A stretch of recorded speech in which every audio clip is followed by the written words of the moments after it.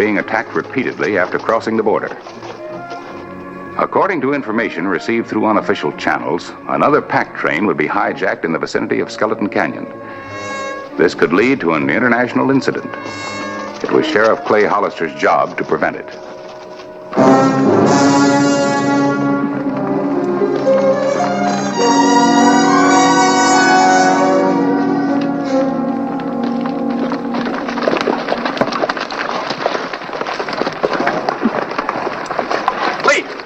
See if you can pick up that trail. I'll try to catch up with you.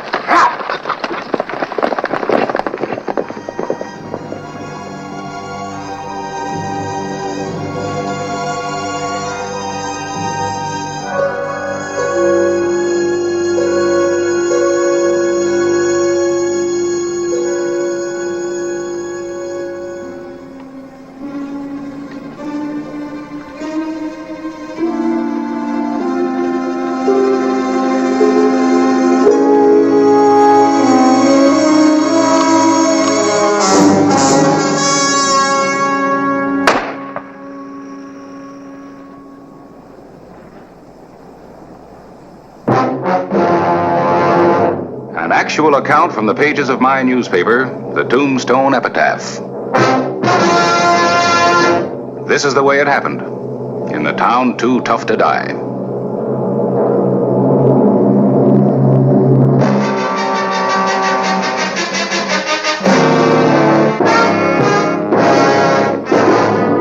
Tombstone Territory.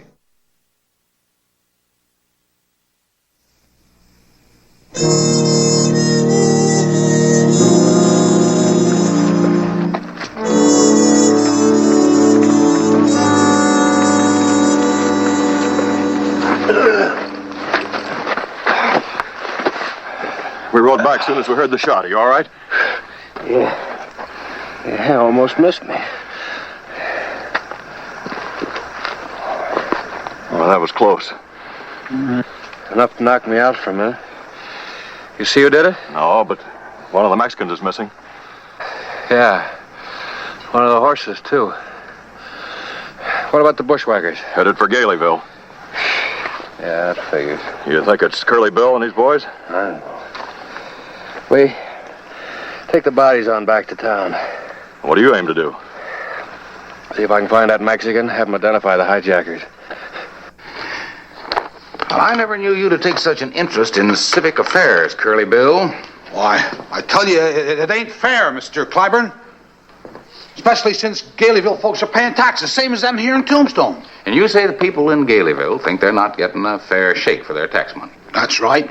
Tombstone gets sidewalks, street lamps, running water. And what do us in Galeyville get? Nothing but tax receipts. Now, that ain't fair. And so you want me to write an editorial about it? Yep. Well, you've got a point. I think you're also entitled to law enforcement. You don't even mention that. Well, now we ain't hoggish, Mr. Clyburn. Just one thing at a time, huh? Well, I'll give your proposal serious consideration, Brocious. Thanks.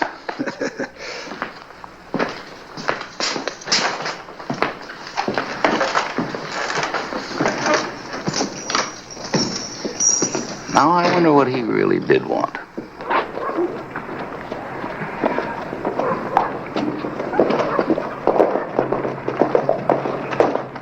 Brocious, come here.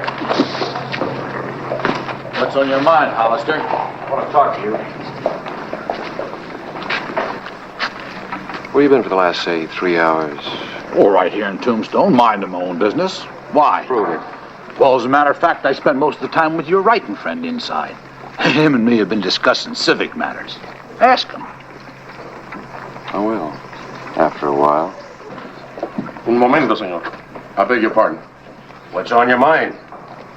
That man on the left. That's Clay Hollister, the sheriff. And the other one, the fat one.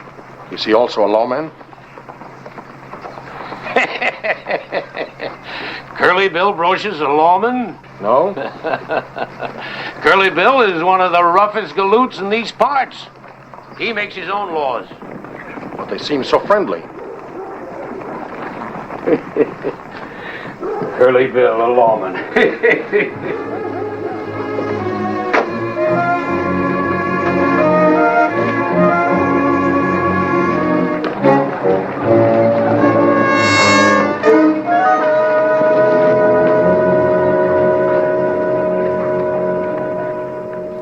Mexican national's dead. Boy, there are going to be repercussions from Washington, Mexico City unless I do something fast. Well, the answer probably lies with one man. That Mexican who took the shot at you. It could be two men. The other one's Curly Bill Brocious. Well, he was here with me this morning. He has an alibi. Mm-hmm. So I heard from Curly Bill Brocious. Now, it's too pat to suit me. He knows something. And that hijacker's trail led toward Galeyville. Well, that doesn't necessarily mean anything. Outlaws from all over the territory congregate in Galeyville. And Curly Bill rules the roost. Not entirely. Red Slade's gang is becoming plenty strong in Galeyville. Strong enough, in fact, that even Cass, Curly Bill's top man, is thrown in with Slade. Well, whoever did it, I got 4 good reasons for wanting to find him. 4 reasons. Count 'em.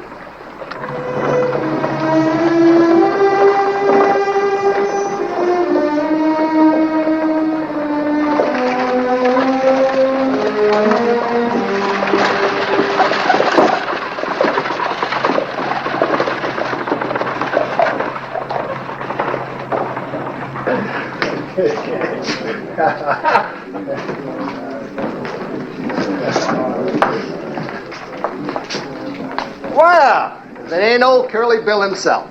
Step right up here and have a drink with your pals. We're celebrating. I'm second. Shame, ain't it, boys? Curly getting old and rheumatic. Can't stand at the bar no more.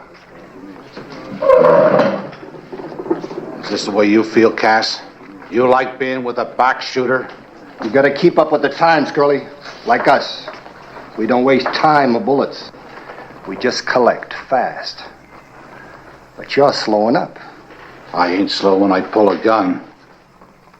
We don't want no trouble now, boys.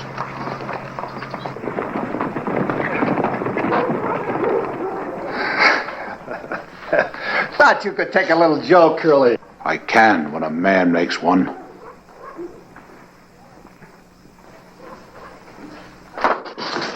Hold it!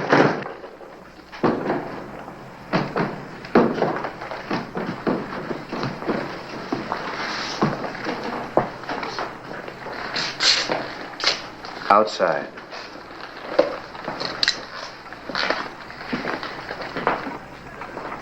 Now, what's this all about? Search me. Me and the boys were just celebrating a bit when Curly walks in and chooses me. Guess he's getting his second childhood.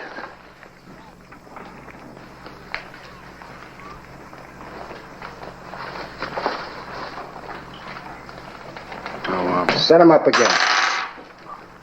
Now, just what was it you were celebrating? Now, ain't that funny? I done clean forgot. I guess I'll have to ask somebody else. Like who? Well, let's put it this way. When a killer shoots a man in the back, you ought to be sure of one thing. Like what? That the man's dead.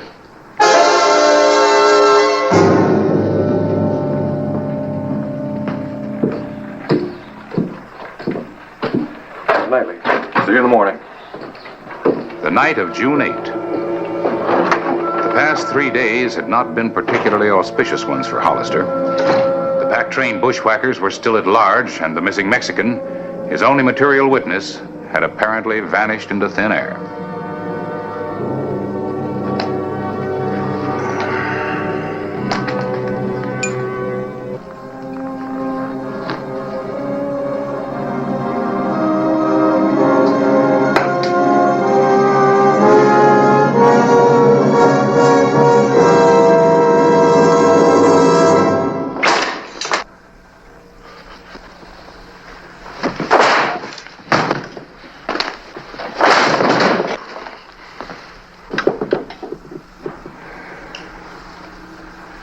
You're the man that's been looking for me, huh? Sí, señor. I am Don Jacinto Orozco, a sus órdenes. The man you tried to kill. Oh, now, hold on a minute. I'm the law. I've been looking for you to identify the murderer. You are the murderer. And you will pay for it.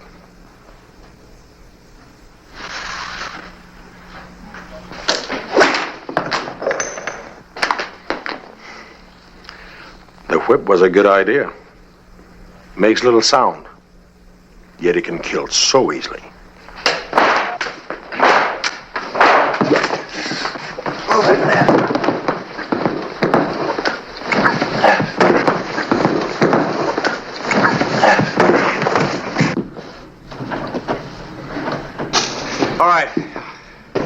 On your feet.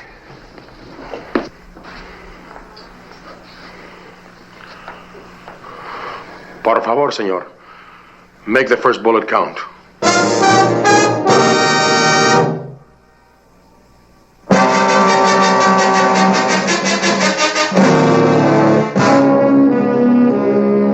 Except for the roistering bunch in the Crystal Palace, an ominous quiet had settled down upon Tombstone as two determined men faced it out in a room of the Exchange Hotel.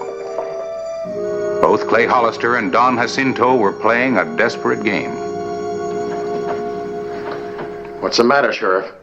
You want to shoot people in the back? I can see you need some straightening out. You know very well I'm the only witness to the ambush on my train. I saw you with my own eyes, robbing the dead.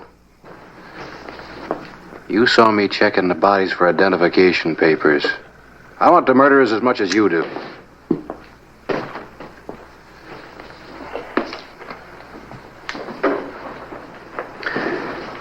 Drop into my office in the morning.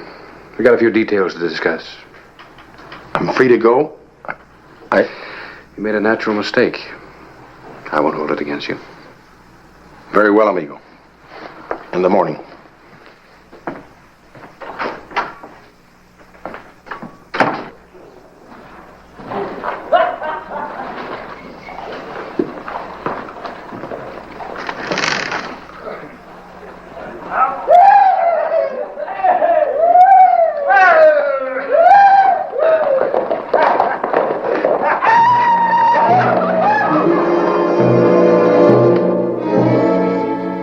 Clay Hollister now strongly suspected that the Mexican coin taken from Slade was a link to the pack train ambush.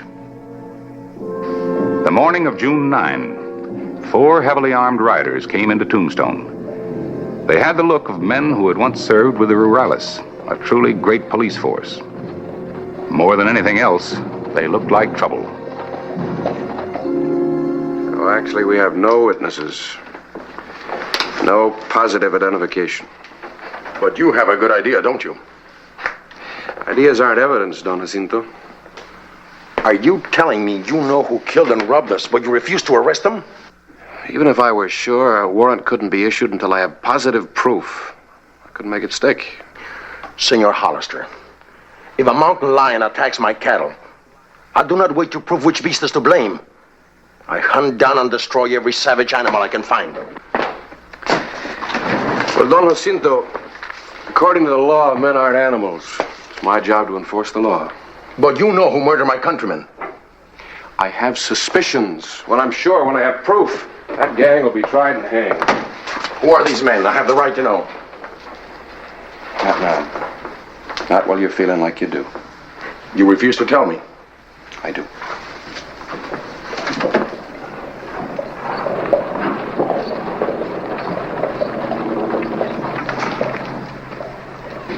You know those men?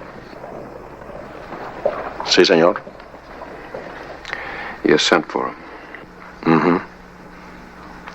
And because each one has been with the Rurales, each man is a manhunter, a killer of savage beasts.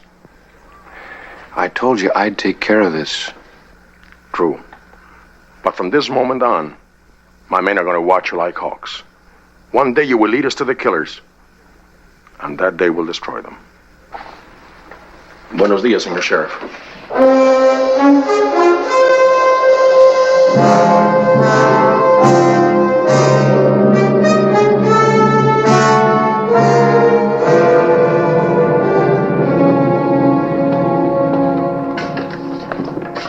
Hello, Harris.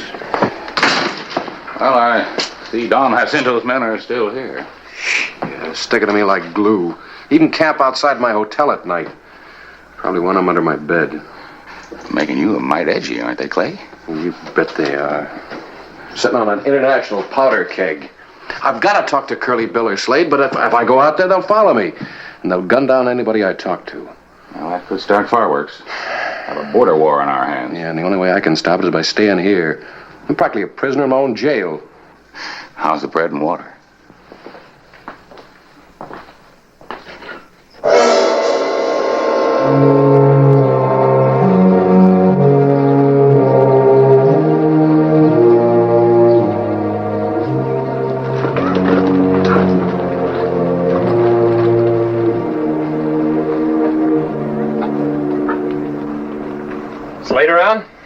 Slade was doing some target practice a while ago. It seems he has troubles even shooting a man in the back. You're on the prod against Slade just because I'm riding with him. I like siding with you, Bill, but, well, you just sort of sit around too much. You live longer that way. I heard you told a couple of boys there's another pack train coming through today. Yeah, it's a rich one, they say. Does Slade know about it, Cass? He's one told me. Well, he'd better steer clear of that pack train. It'll be well guarded. No chance to take it at all. Unless some back-shooting outfit takes on the job. Slade's inside. Cass. Yeah. I still sort of like you, even if you have took up with Slade. So?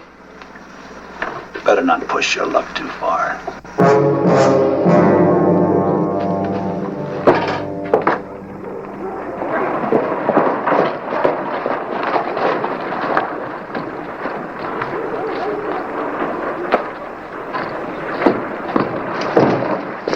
We got trouble, Clay.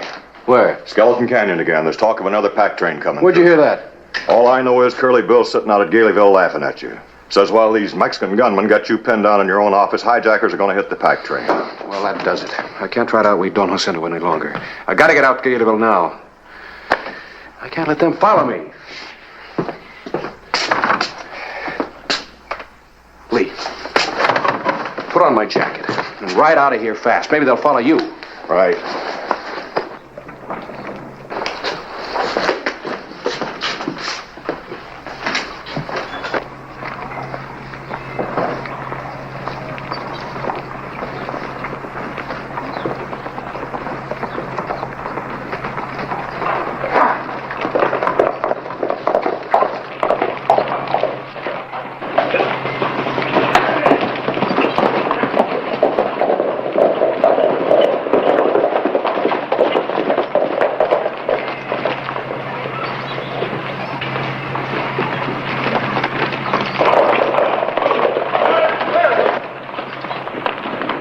¡Un momento, muchachos!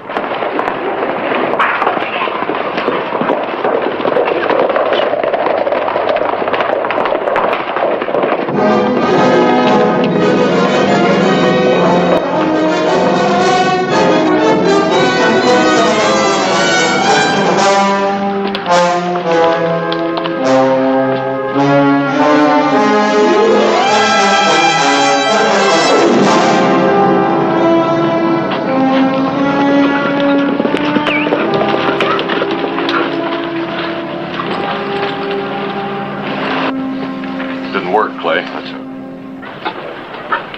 Desmonten y cuiden. You and your men stay out of this. Now it's your move, Senor Hollister.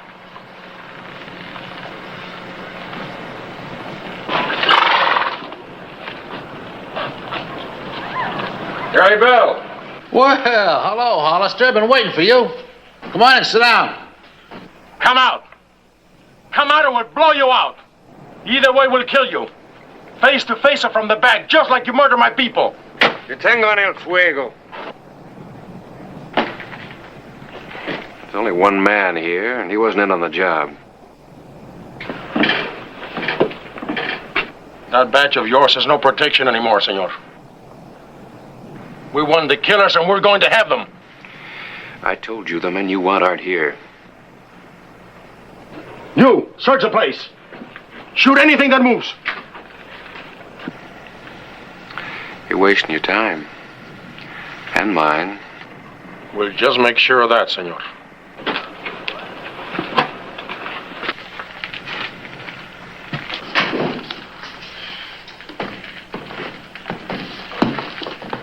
Well, they won't bother us for a while. You feel like talking? Maybe. Maybe not. What are you doing here all alone? Waiting for you. Bad news travels fast. Yeah, what about this news about a pack train coming through today? Why ask me? Well, I got a hunch you're the one that started that rumor. Look, Hollister, I ain't got nothing against you personal. You do your job good. One thing, you don't plug nobody in the back. But somebody you know is a back shooter, is that it? I ain't exactly no petunia the way I do things. But even I gotta draw the line somewheres. There ain't no pack train coming through today. But Slade thinks there is. He's just out there waiting to get trapped. Just remember, you said it. Thanks. What for? Sheriff!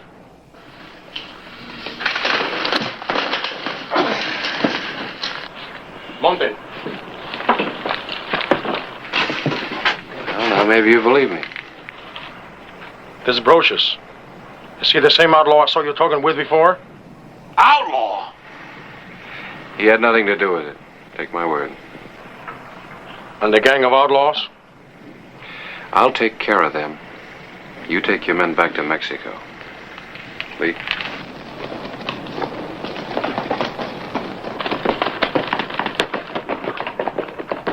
Si, senor.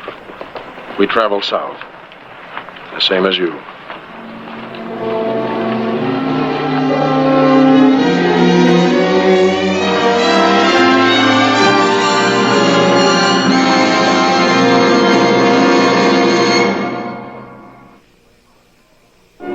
Clay Hollister and his deputy made a hard and fast ride to Skeleton Canyon, where Red Slade's gang waited to ambush another pack train.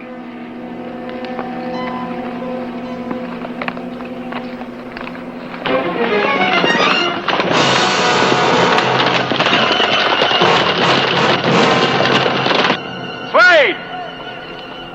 You and your men, throw down your guns!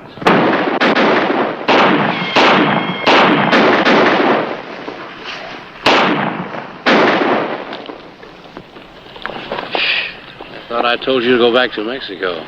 This is on the way to Mexico. And besides, I want to help you. All right, you and your men are deputized. Dispersense. Bill? Huh? What about you? Oh, no, not this time. All right.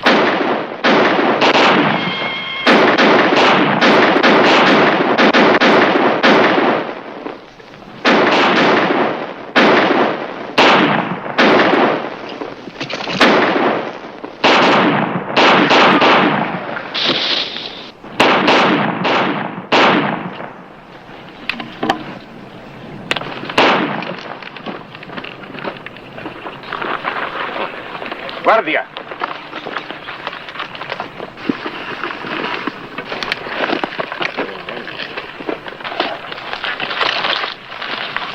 I tried to tell you, Cass. You see, you pushed your luck too far. All right. Drop your gun belts. Now I go to Mexico, senor. Adios, amigo. Adios. Good man to have siding you. I wonder where Curly Bill's headed so fast. Well, that wise old coot. What are you talking about? There's a big herd coming down from the north, heading for Fort Huachuca. And Curly Bill's headed north. And so am I. Take the prisoners, and just remember one thing. Don't even start to trust an outlaw.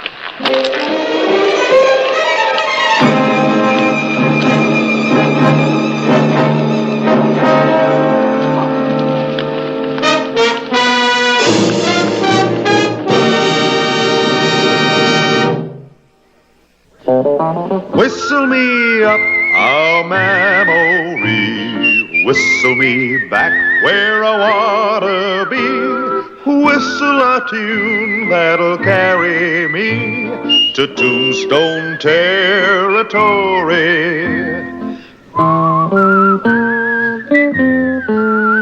If your past has run afoul of the law, it's a handy place to be, 'cause your future's just as good as your draw in Tombstone territory.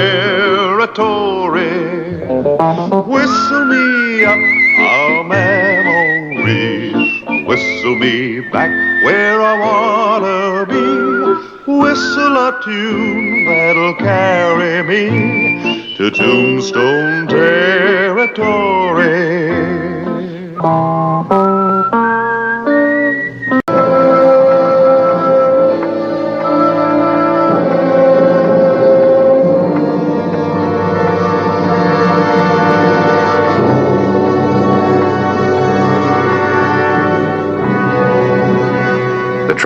Joe was in its last day.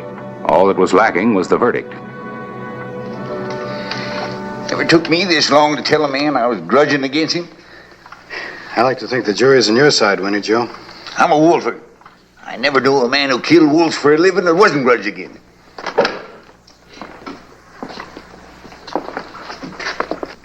Frank, look there. Them Beaumont brothers. Him's the one. They fixed this whole thing up against me. Can you prove it? I know it. I know it now. Ain't that enough? I'm afraid not. Look at him. Look at him. They want me to be convicted. Them and everybody else. Winnie Joe, you're getting your trial. Yeah, that's because you offered to be my lawyer. I bet he knows.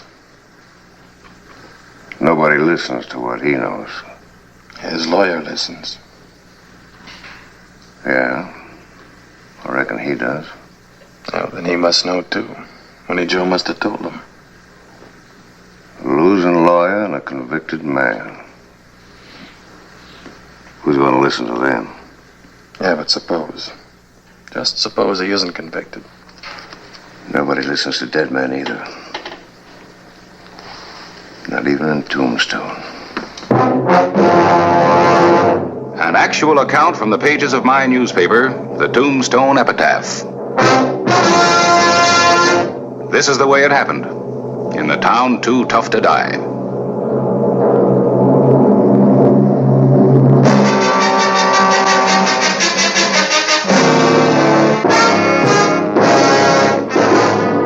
Tombstone Territory.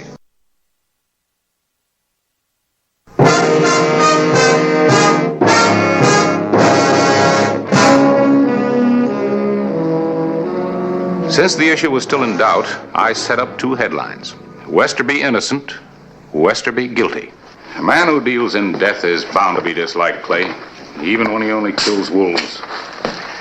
Well, killing wolves is one thing, but poisoning 400 head of cattle? Do you really believe Winnie Joe did that? I don't want to believe it, no, but it was his poison that killed him. That wolf bait he uses.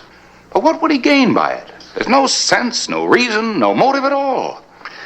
You sound like Winnie Joe's lawyer. Clay, Mr. Clyburn, Frank won his case. Winnie Joe's innocent. He's free. Now, you know, I always did favor this one.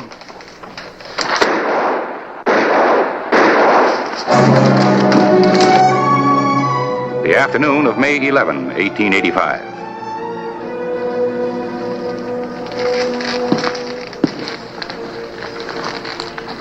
Hello, Frank. I'm conferring with the client, Sheriff. Yeah, so your wife told me. I need your help. I'm sorry, Clay. I'm a real estate lawyer now. I establish legal claims to property in Boot Hill. Frank, you knew Winnie Joe better than anybody in Tombstone. Nobody else would bother. Well, somebody bothered enough to put 3 bullets in his back. Why? I wish I knew. Do you? Well, maybe he knew something that he shouldn't have. Something about poisoned cattle. Maybe so. And maybe he passed that information on to you? And that'll put me in danger. Is that what you're trying to say? That's right. Well, I don't know. Give me some time to think about it, will you, Sheriff? I'm still pretty upset. Wait a minute, Frank. Look, that killer isn't going to give you much time to think. If Winnie Joe told you anything important... I don't know what's important to that killer. Winnie Joe told me many things. Well, he must have mentioned some names. He probably did. And a lot of innocent people, too. If I started naming names, I'd make the innocent ones into suspects. And it might save your life. What about their life? All right. But you better leave Tombstone for your own sake. Boot Hill's getting overcrowded. I'll think about it. No, I can't name names. I just can't play grab bag with personal reputations.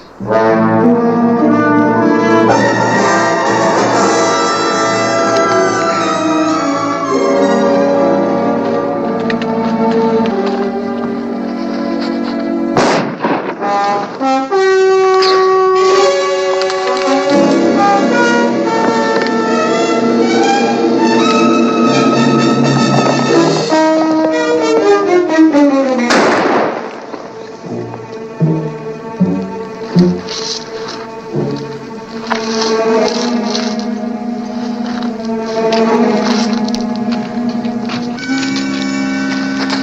heard the shooting, Sheriff. Who got it? Frank Calloway. Oh, he drew on you? No, he was shot from ambush. Give me a hand, will you? Ain't quite dead, is he? No, not yet. Listen, never mind those gloves. Put some pressure on here. Aside. Ever figured Frank for enemies, did you, Sheriff? I do now. Well, reckon one of us ought to tell his wife. I'm going that way. I'll take care of that as soon as I get him to Doc Cunningham. Now help me get him on the horse. My husband's been hurt, Clay Hollister. You've no right to keep me here. If you'll just hold your temper. You let me by. Now, wait a minute. Your husband is safe. He's over at the doctor's office. He's out of danger. He's hurt. He needs me. He needs you most right here. I want to see Frank. Oh! All right, now, Libby. You're going to listen to me. I will not. Yes, you will. Oh. There's a stage leaving for Tucson in exactly 1 hour. That'll give you time enough to pack and Tucson? That's right, and meet Frank down at the stage depot. Our home is right here in Tombstone. Frank's home is going to be in Boot Hill unless you leave. Well, then why don't you start protecting him, Sheriff? I'm trying to. How? By sending us to Tucson? Why don't you just send everybody to Tucson? Libby. Then you can hand Tombstone to all the killers and outlaws you can Libby. handle. You let me away. I'm going to go see Frank. Look, Libby, you've got to understand. Frank is safe over in the doctor's office, but the minute he sets foot on the street, bingo. It's your job to protect him. It takes time. I'll get the killer, but I don't want to use Frank as bait. Bait? That's right. You got to help me keep Frank alive.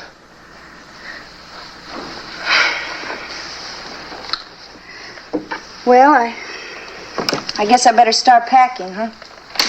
I'll get you tickets. Round trip.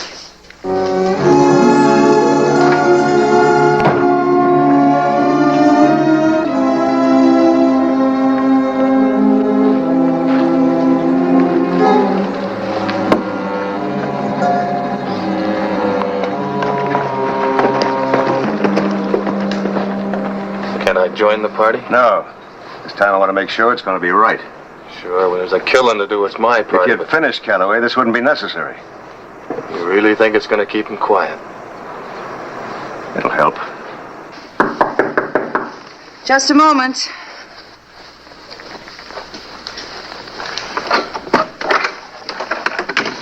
Mrs. Calloway, I got a message for your husband. What kind of a message? What do you think you're doing?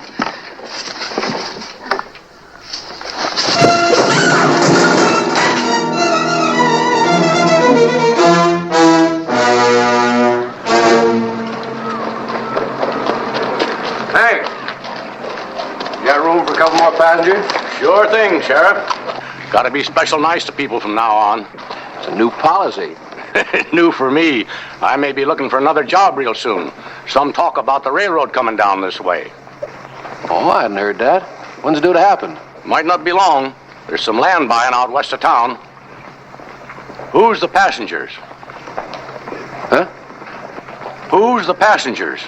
The Callaways, Mr. and Mrs. They're going to Tucson. I'd be mighty nice to them. Morning, Harris. Morning, Clay. Well, say, how's Frank Calloway?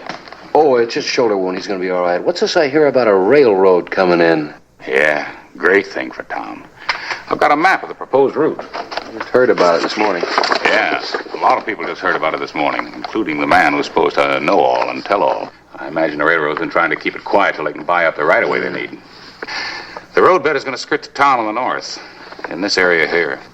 Well, I thought that was private property. It was. From what I understand, they've bought this piece on the left and this strip over here on the far right. Boy, somebody must have made a killing. Yeah. The Beaumonts. Ben and Cliff, wouldn't you know? This grazing area right in the middle. It's where the cattle were poisoned. Eddie Cogan's land. Great terrain for a roadbed. Railroads pay the limit for flat land like that. Well, he could use the money after losing those cattle. Does he know about this? I don't know. But he will. The epitaph will have it today. Oh, that's funny. The railroad should buy the Beaumont land, not Cogan's. I wonder why. Can I borrow this? All yours.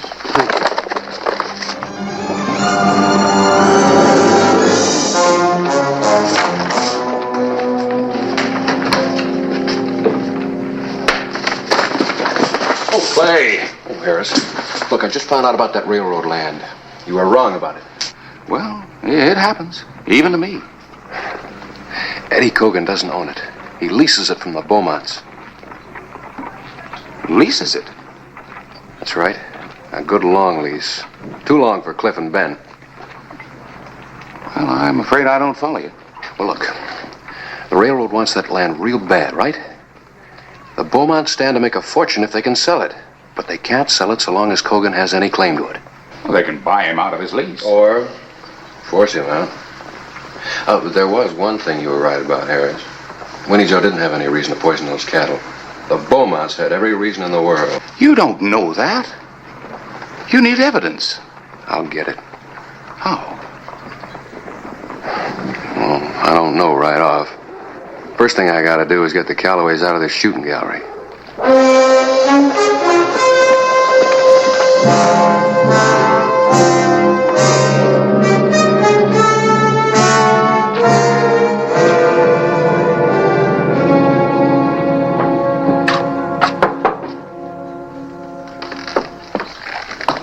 Lippy.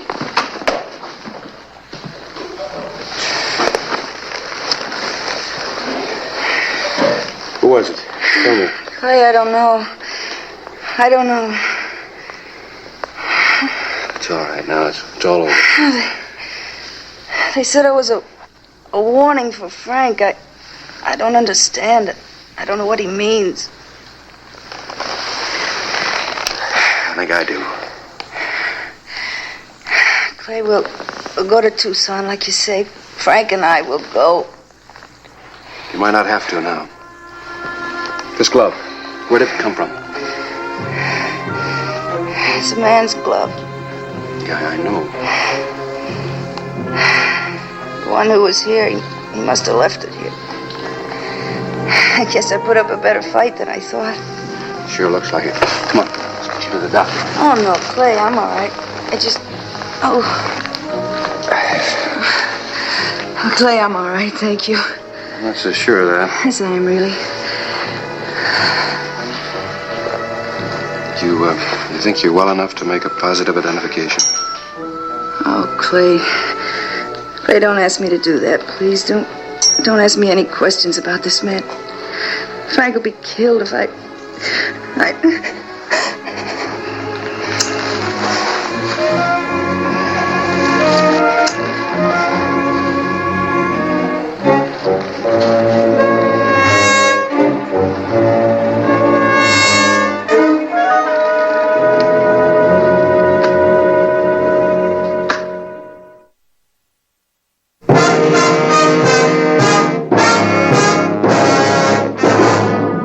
The afternoon of May 13, 1885.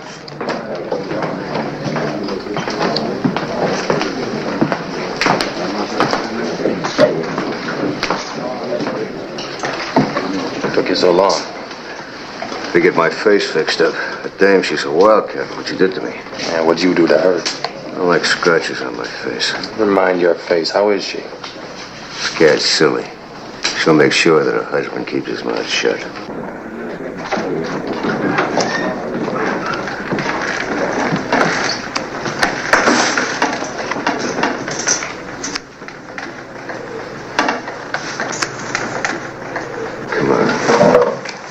Hold it, Ben.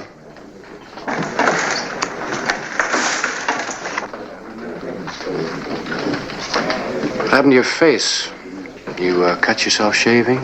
Yeah, my hand slipped. That's kind of clumsy of you. Now you're wearing gloves? Now, Clay, you know you don't wear gloves shaving. I thought maybe you might. That ain't Ben's glove. No, of course it isn't.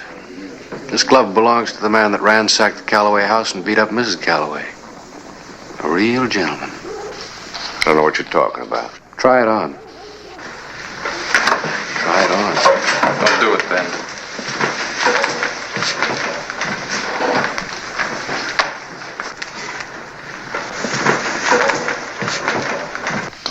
You trying to accuse me of something, Hollister?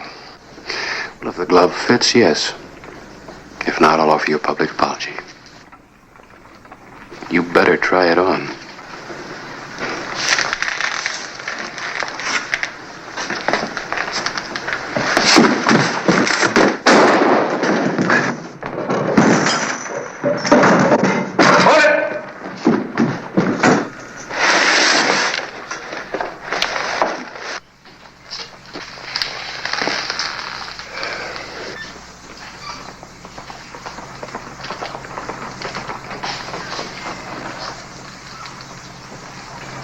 Hold it. That's far enough.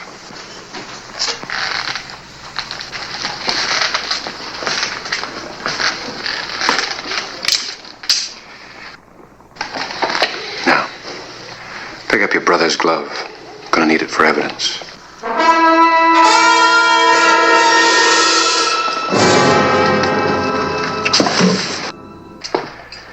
This is the same saw Winnie Joe used. I thought you'd like to know. How's my brother? He's dead? Look, Sheriff. It was Ben's idea fixing those charges. He thought Winnie Joe would be convicted for sure. Well, he wasn't. He had a pretty good lawyer. You're gonna need a better one. May 14, 1885. There was another fresh grave on Boot Hill for Ben Beaumont. Prisoner Clifford Beaumont, age 34, is charged with the murder of Winnie Joe Westerby, the attempted murder of Frank Calloway, and the poisoning of more than 400 head of cattle. What's the matter? Oh, I don't know. I could have prevented this whole mess, do you know that? How? Winnie Joe insisted that the Beaumonts were mixed up in his case, but I wouldn't listen to him. I didn't even tell Clay about it. Well, why not? Principles. I was afraid of accusing innocent people. Frank, where are you going? I'm going to take a walk. Give my principles an airing. Do you want anything, honey? Yes, you and your principles.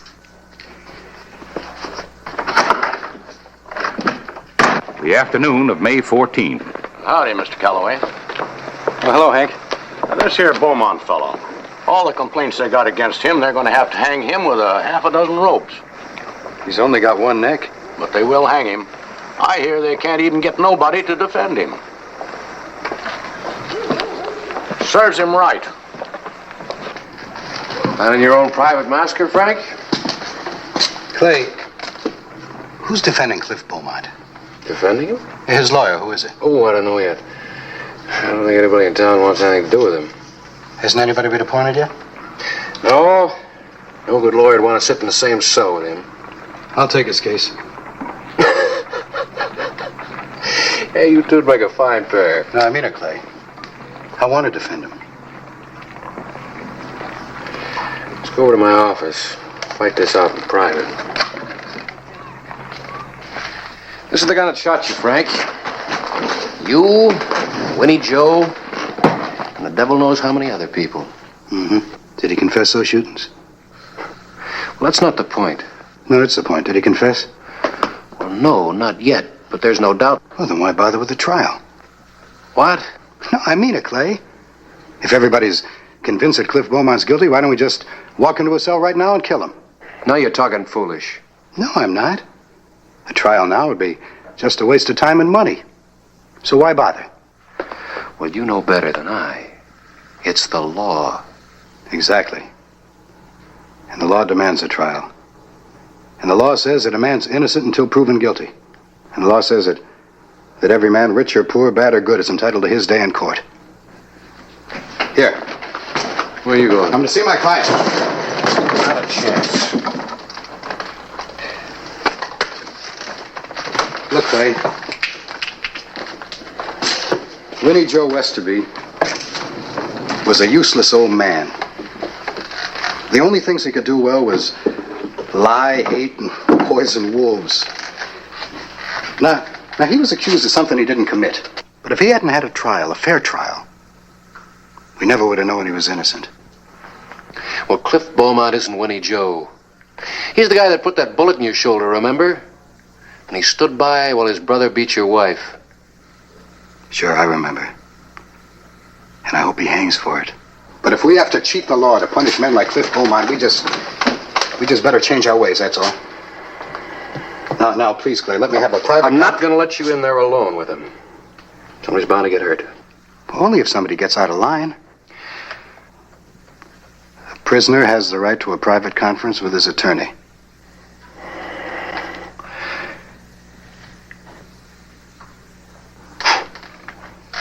All right, Frank.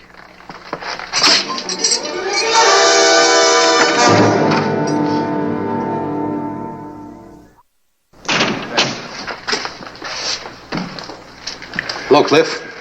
What's he doing here? Let him tell you. I can't. If you want anything, I'll be in the office. All right, Calloway, what's this all about? Well, you needed a lawyer. Nobody else wanted the job. So I volunteered. You volunteered? Why? I don't think you'd understand. Oh, yeah. Yeah, you'd hock your degree to lose this case, wouldn't you? No, on the contrary, Beaumont. If I could win your case, I'd be considered the biggest attorney in the West. Now, look, you just settle down and we'll start discussing everything. Now, there's certain things that I think I must demand. You ain't taking any chances, are you, carrying that gun? That's right, Beaumont. In my considered opinion, I considered you the lowest form of human life.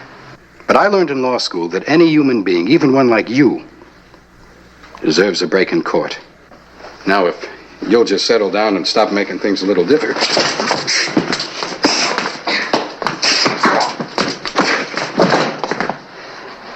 I guess you asked for this.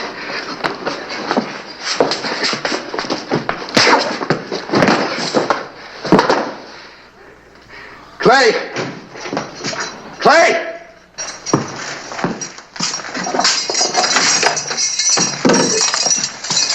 I can't talk to my client in this condition. Oh, I guess you can. Are you all right? Oh, I feel better than I felt in days. He made a grab for my gun. Yeah. You know, if I'd known you had that, I'd never let you back here. Well, now, nobody could have gotten hurt. That gun isn't loaded. All right, Counselor, you've had your moment. Conference over? No. Here, help me get my client up off the floor. He's entitled to some rights, you know. Clay, this doesn't change anything. Come on, boy.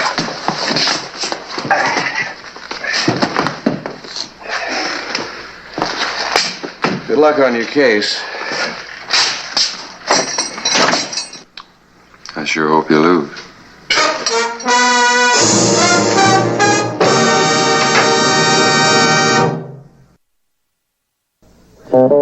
Whistle me up a memory, whistle me back where I wanna be, whistle a tune that'll carry me to Tombstone territory.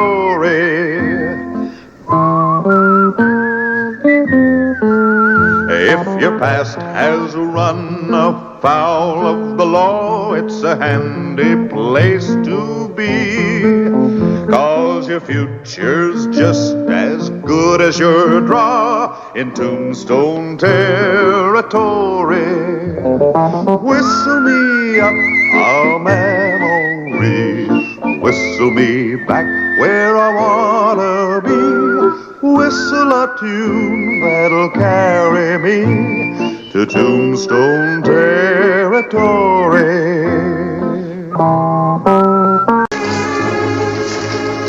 I I had just pulled the proof of an advertisement that caused me concern.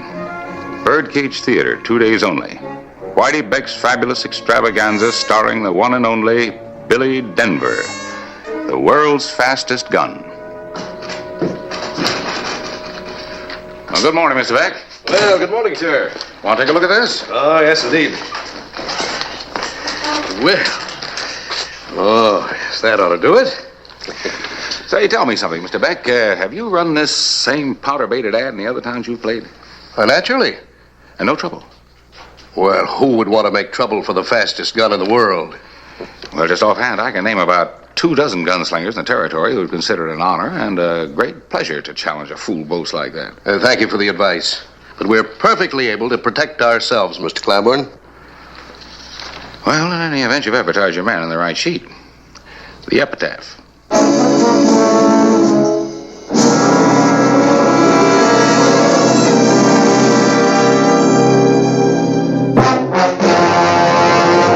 An actual account from the pages of my newspaper, the Tombstone Epitaph. This is the way it happened. In the town too tough to die.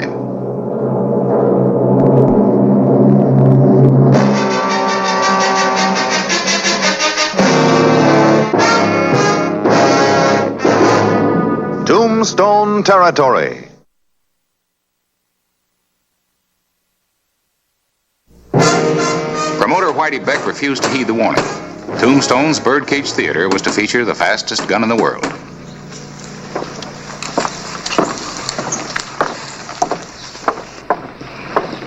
Mr. Beck? Oh, that's right, sir. Whitey Beck. I'm Clay Hollister, sheriff here. Well, I'm delighted to know you, sir. What can I do for you? Well, Mr. Clyburn, the editor of the Epitaph, is a little bit worried about the wording on this ad and on that bill. Yes, I know. He told me. Might be a little bit risky to bill the star of your show as the fastest gun in the world. Some might take offense. Well, so long as they pay cash for their tickets, I don't mind. I'm in show business. I run this ad to attract people. That's how I make my living. Appreciate that, Mr. Beck. I make my living keeping the peace. Wouldn't want anybody shot over this. Oh, Mr. Hollister, this is 1884. Why, the day of the brawling gunfighter is over. Out at the west end of town, there's a graveyard. Boot Hill, it's called. Take a walk out there sometime and look at the dates on the grave markers. Some of them aren't over a week old. On some of them, the flowers haven't even wilted yet. I don't anticipate any trouble. Well, just the same, tell your boy to walk easy. Friendly suggestion.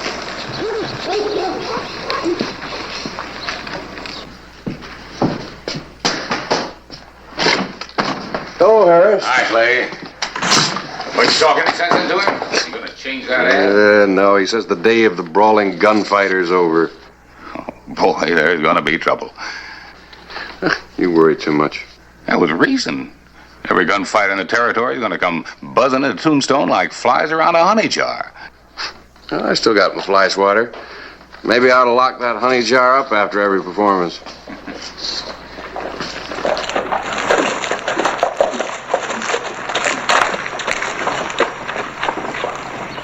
Clay.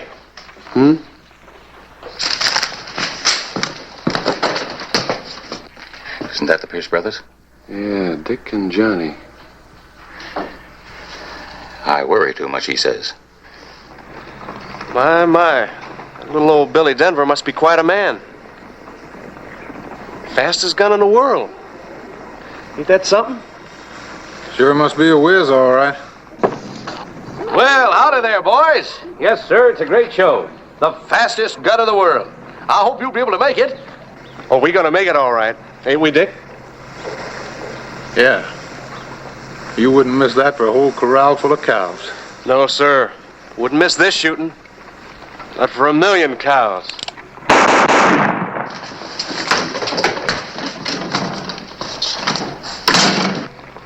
Think little old Billy can beat shooting like that, Grandpa? Well, hello, Clay. Hello, Dick. Johnny? $10, please. Oh, shucks, Clay. We're just having a little fun, that's all.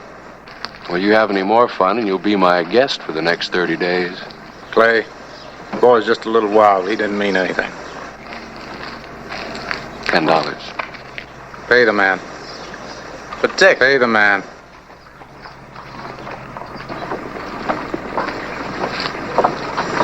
you stay out of trouble. Don't you worry none, Clay. I'll keep an eye on it. Go on.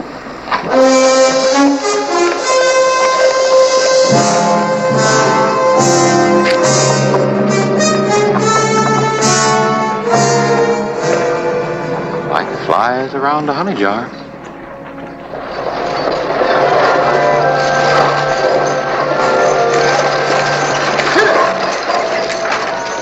July 29, 1884. Billy Denver, the fastest gun in the world, arrived with Lizette, fragile flower of the footlights.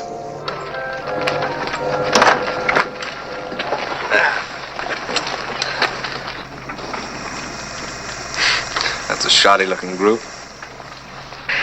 Well, it's good to see you again, Billy. You're always glad to see a meal ticket, aren't you, Whitey? Hello, Lizette. Hello, Whitey.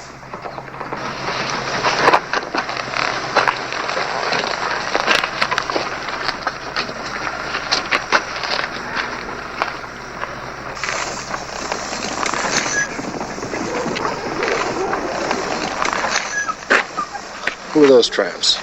Come on over to the theater with me, Billy. There's something I want to talk to you about. I asked you a question. Who are they? I don't know what their names are, Billy. But believe me, they're dangerous. Oh? Well, I'm dangerous too, Mr. Beck. The fastest gun in the world, they call me. And you know something? They're right. Billy, let's go on over to the theater. It's right over here. Come on, this way.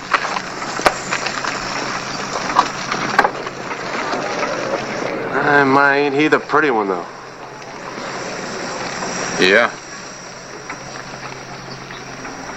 Look, Billy, I said the same as you, that no man would go up against you. Now I'm not sure.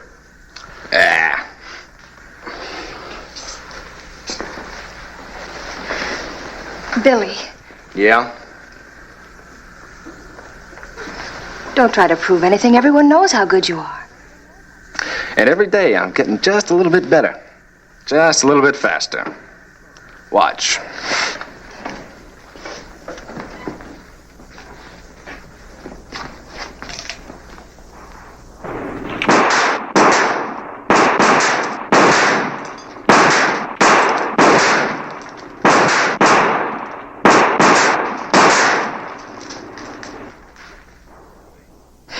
See? Maybe I should branch out a little. What do you mean? Well, got me a reputation. I'm the fastest gun in the world. That's only half the reputation I need. Maybe this is the time and the place. Well, come in, Sheriff Hollister. Billy? I heard. I got ears. Sheriff Hollister, this is Lizette, Mr. Denver's assistant. I'm glad to meet you, man. Well, Mr. Hollister, what's your trouble? Have you say? All right. I will. You know, a man shouldn't come into a town, especially this town, wearing a chip on his shoulder. A man shouldn't hide his light under a bushel. Have you spent much time in the West? First trip. Don't make it your last. Meaning? Well, did you ever shoot a man who was facing you with a gun in his hand? No. But I figure a man makes a much bigger target than a clay pigeon. And much more dangerous. He's right, Billy. Listen to him. Oh, and incidentally, if you figure to go out on the town, you might wear something a little less conspicuous. And leave your guns here. That way I'll be sure trouble won't come up. I go anywhere and wear anything I please.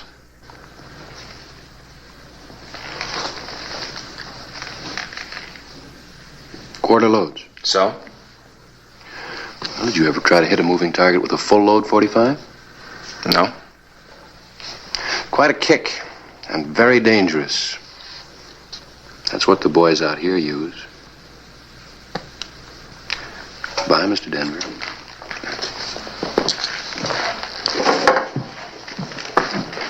He makes sense, Billy. Both of you, get out of here. Someday, Billy. Someday, nothing. You couldn't get along without me, and you know it.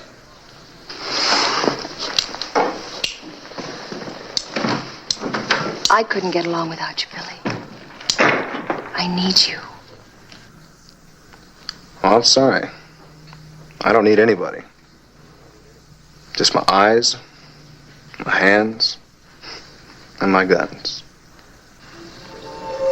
Everybody needs somebody. Someday you'll find that out.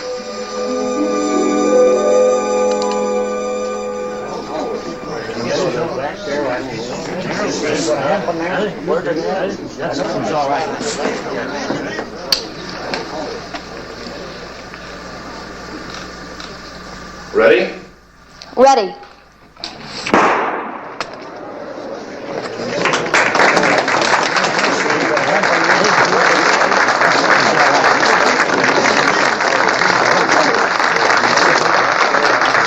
That's shooting, man. That's real shooting. Yeah, he's good.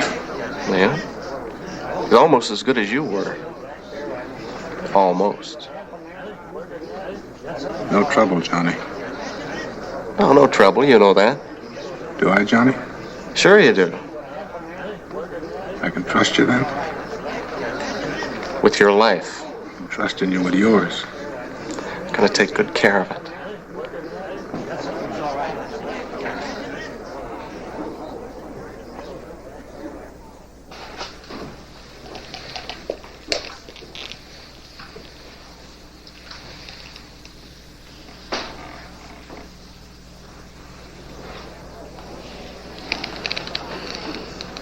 Ready?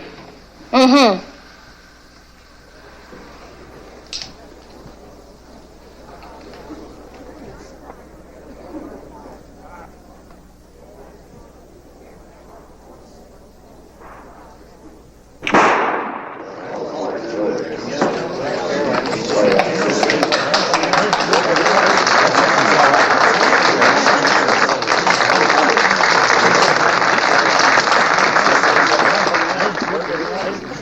I better have a talk to Johnny. Now who's worrying? Wait for him outside. Come on. Well, I'm heading back home. You coming? Don't get in too often, Dick. I think I'll hang around for a day or two. Okay? Make it a day. And don't drink too much. You're getting to be a regular worry wart. I only got one brother. I like having him around. Gonna be around for a long time.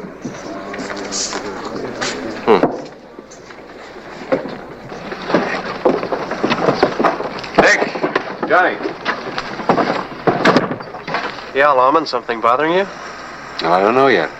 You can behave yourself tonight? Johnny won't give you no trouble, Clay. He gave me his promise. Is that right? You heard him. Make sure you don't make any trouble. Otherwise, you'll be boarding with us for a long time.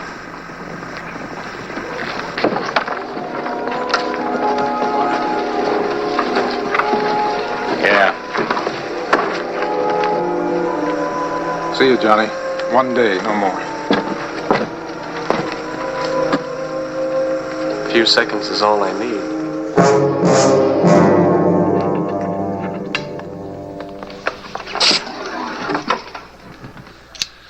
Sheriff had a good idea. Full loads.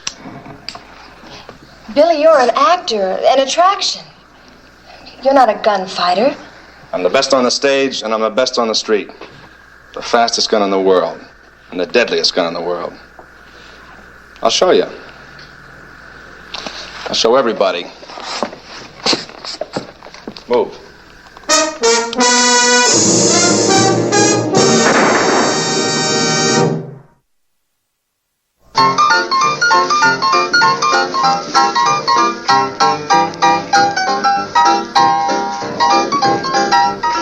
Johnny Pierce was on the town looking for Billy Denver and trouble. He found them both at the Crystal Palace. Excuse me. Whiskey straight. Sit down, I'll be with you. My, you're the prettiest thing I've seen in this town in a long time. Is this a saloon or a stable? Maybe you've had enough to drink, Johnny. I ain't had enough. I ain't had near enough. Clumsy ox. Gotta get your nice, pretty shirt all dirty. Johnny, please get out of here. You shouldn't have done that. You know who I am? Yeah, I know who you are. You're the fastest gun in the world. Says so right out in front of the theater. That's what it says. Johnny, go someplace and sleep it off. You're in no condition to choose Just a minute. anyone. Let's see how far you'll go to back up your loud mouth. Please, mister, he's in no condition.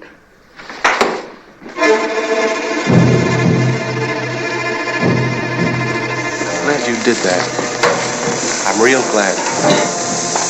Now I'm gonna show you how fast you ain't. Please, gentlemen, stop before it's too late. You're gonna get it now, fast gun.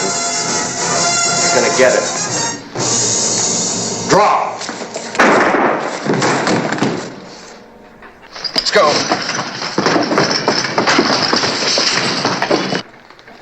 All right. Anybody else don't believe I'm fast? Anybody else want to take a chance?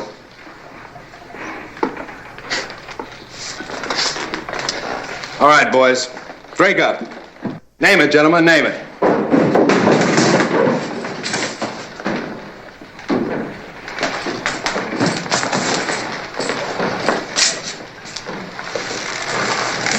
Get the corner.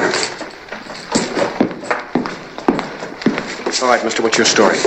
It was Johnny's fault, Clay. He asked for it, but he was pretty oiled. He didn't have a chance, not a chance. It was self-defense, pure and simple. Self-defense? You came in here looking for a fight. Gunning Johnny was like shooting a baby. You're just a tin gunfighter. Let me tell you something, Billy. You just started to die. Maybe you'd like to try your luck? Don't push yours. Now get back to your hotel and stay there. Move.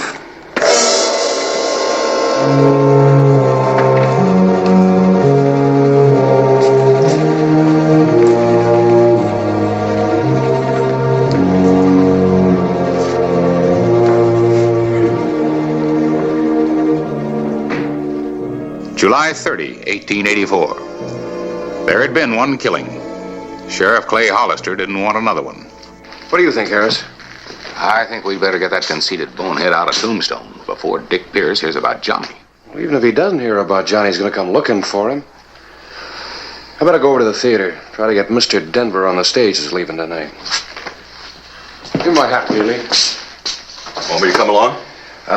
No, you stay here. Keep an eye out for Dick. If you see him, stop him.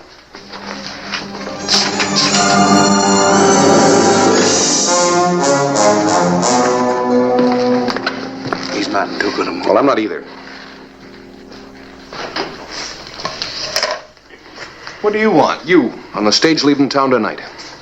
Oh, that's impossible. I have a performance to do. You're not going to be performing ever again if Dick Pierce catches up with you. He's no drunken setup like his brother Johnny. You mean you still doubt my ability to defend myself? When a man really wants to kill somebody, he's got an extra edge on his side. And Dick Pierce is really going to want to kill you. The house is sold out, Mr. Hollister. We just can't afford to walk out on it. There's another stage in the morning. We'll be on that. I wouldn't count on it.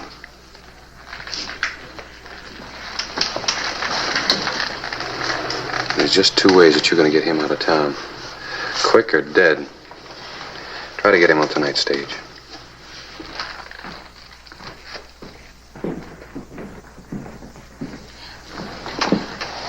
Let's go tonight, Billy, please. The fastest gun and the deadliest gun. That'll read real nice, huh, Whitey? Already got myself one notch. I might as well try for two. I guess you don't need anybody but yourself, Billy. I guess you don't. No. But you need me. The night of July 30, Billy Denver was making his second appearance at the Birdcage. I'm going around to the stage door. You keep an eye out for Dick, and if he comes along, stop him.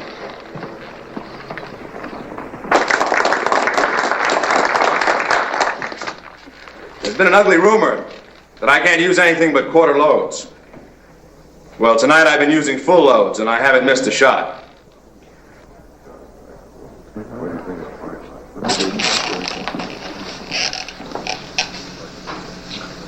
You ready, Lizette? Ready.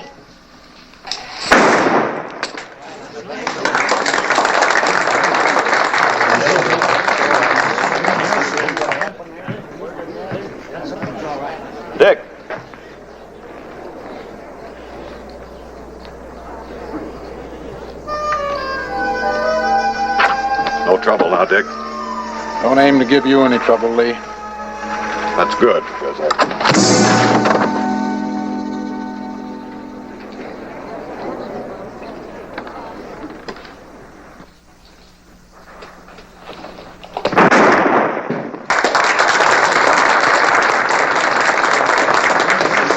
In case you think I was lucky.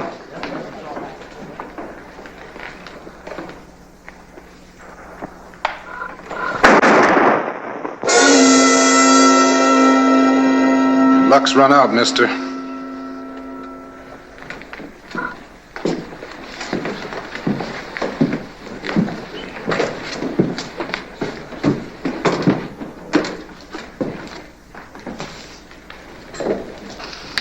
What do you want? You. You killed my brother, now I'm gonna cut you to pieces. No! Stay away from him, lady. Stay out of this, Lizette.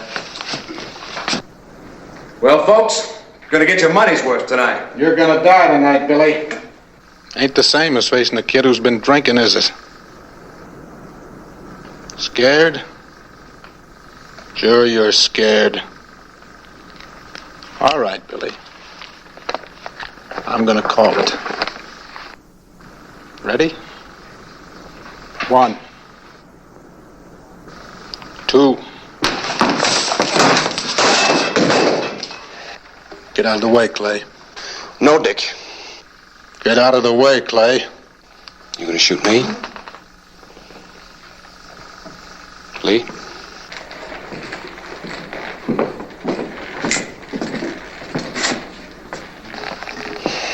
You're gonna be on that stage leaving tomorrow. And if you're smart, you won't come back.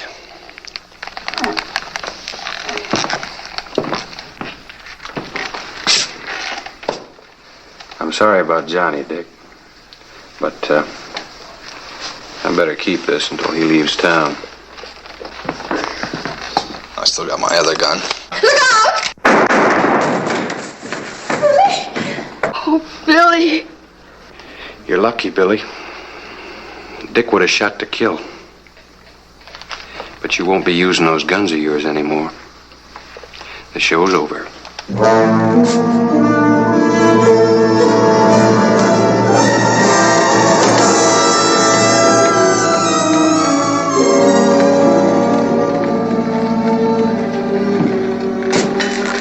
Better find yourself a new star.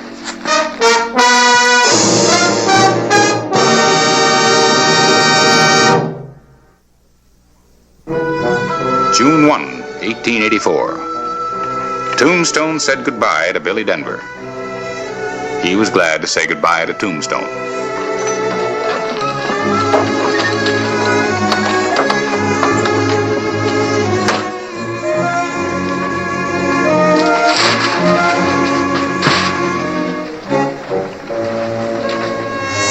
I guess everybody needs someone.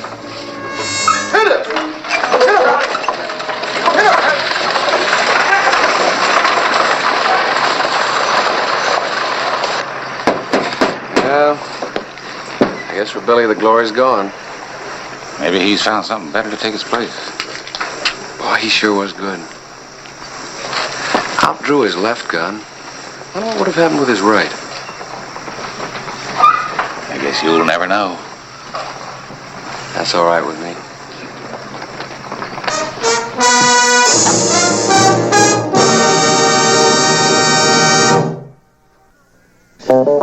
Whistle me up a memory, whistle me back where I wanna be, whistle a tune that'll carry me to Tombstone territory. If your past has run afoul of the law, it's a handy place to be, 'cause your future's just as good as your draw in Tombstone territory. Whistle me up a memory, whistle me back where I wanna be, whistle a tune that'll carry me to Tombstone. The misfits, the wanderers, and the nonconformists. Some burned with a unique faith that they moved under the special favor of the Creator, and that he would provide them with their haven of plenty. Tabitha.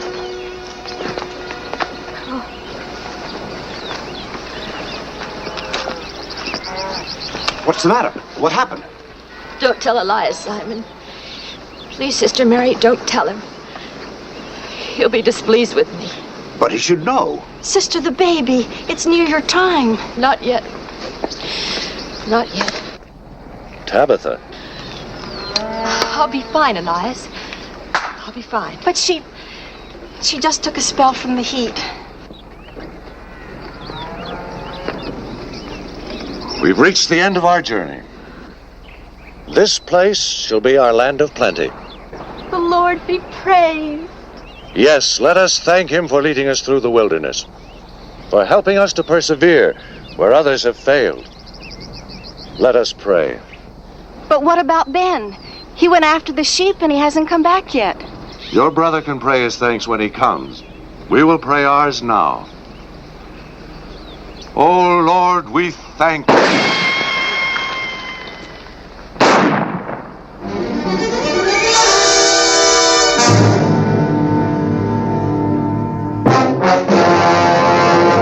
An actual account from the pages of my newspaper, the Tombstone Epitaph. This is the way it happened, in the town too tough to die.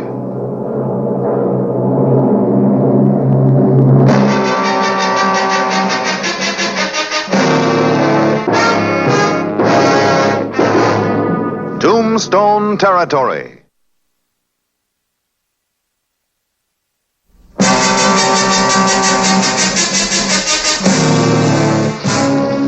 May 10, 1881. The newcomers received their welcome to the West. This yours? Ben. Yes, he's Ben Ashdown with our party. Who are you, sir? Clear out, mister. You and your whole ragtag bobtail outfit. Clear off this land. And keep out of Tombstone, understand? Who are you? The name's Lige Crown.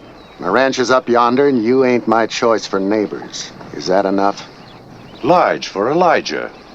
Surely, Mr. Crown. Listen, we've had your kind around here before. With all your strange ways, full of pious spoutings, wearing them clothes and setting example for our young'uns.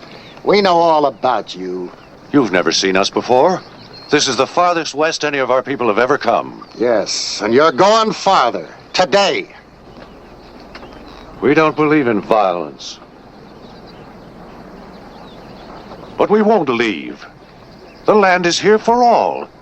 We ask only the right to live and work in peace on a small portion of it. If you're not going by tomorrow, you'll get a small portion. 6 feet long and 6 feet deep. Come on! May 11, 1881. Street fighting was not unusual in Tombstone. But when youngsters were involved, it was time to intervene. Yeah, give him a good one. Get him, boy. Get in there.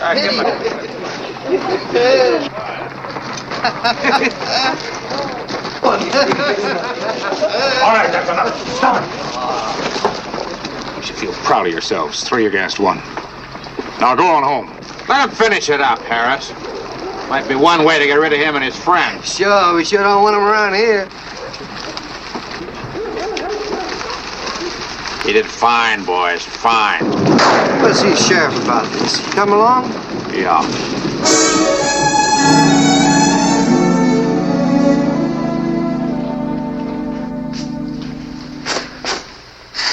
Thank you, Mr.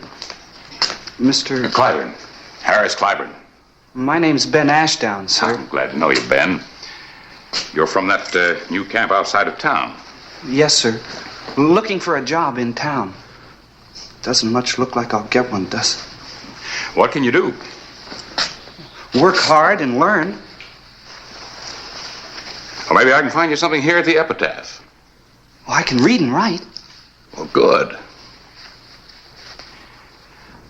$2 a week. You start at 8 in the morning. Well, I'll be here, Mr. Clyburn.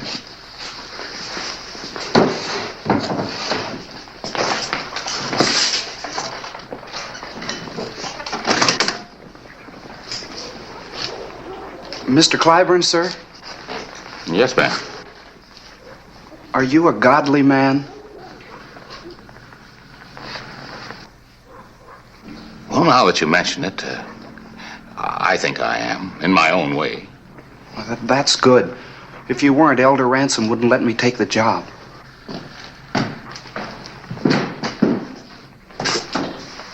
Oh, Harris? That's the boy that started that street brawl? Well, that isn't exactly the way it was, Clay. 3 of the town boys attacked Ben here. I guess I interrupted their pleasure. You from that camp outside of town, huh? Yes, sir. You people planning on staying? I reckon so, sir.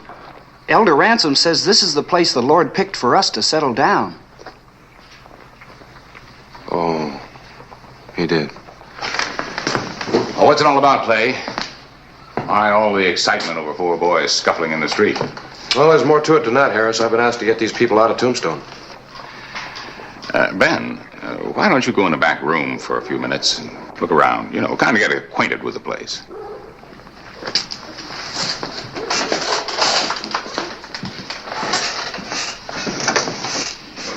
He goes to work for me tomorrow morning.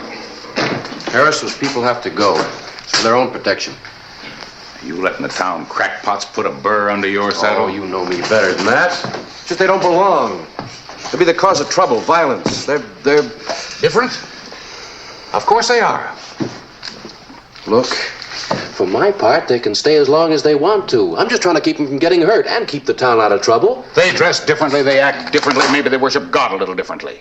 And every ignorant hammerhead in Tombstone hates them for it.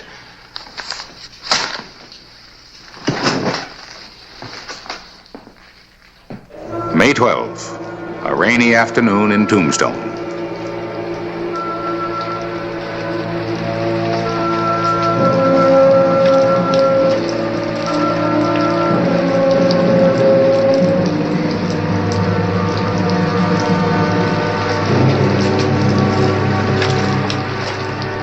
There were other storm clouds gathering that day.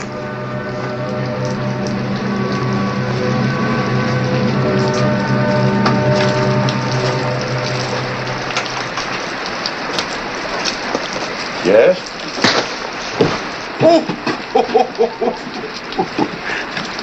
I told you to get out.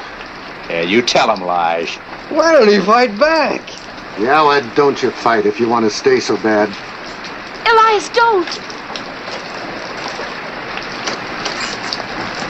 We don't use violence. We got our town just the way we like it. We don't want your kind here. That's Elder Ransom. We'll make a place for ourselves. Leave him move on. Ben! Crowd! If you're looking for somebody who'll fight back, try me.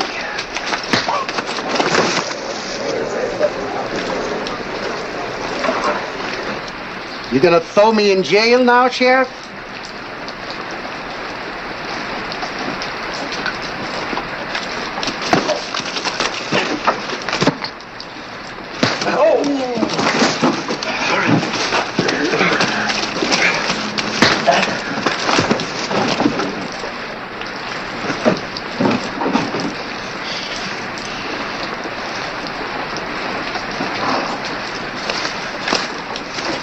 You know how people feel. Why do you come into town?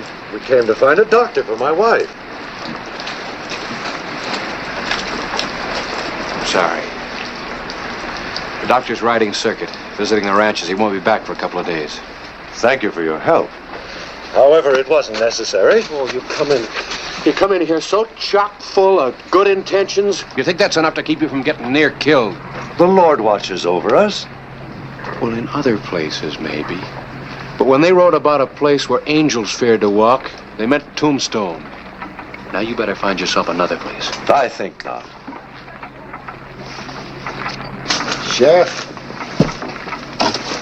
Yeah? You're the boss here in Tombstone. If need be. Out around my place, it's different. You come out sometime and see.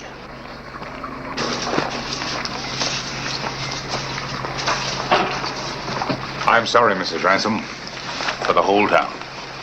The Lord tests us all in many ways. I'm proud of Elias. He once was a man of terrible violence. That's right, sir. Was a time when I'd have broken that man like a twig.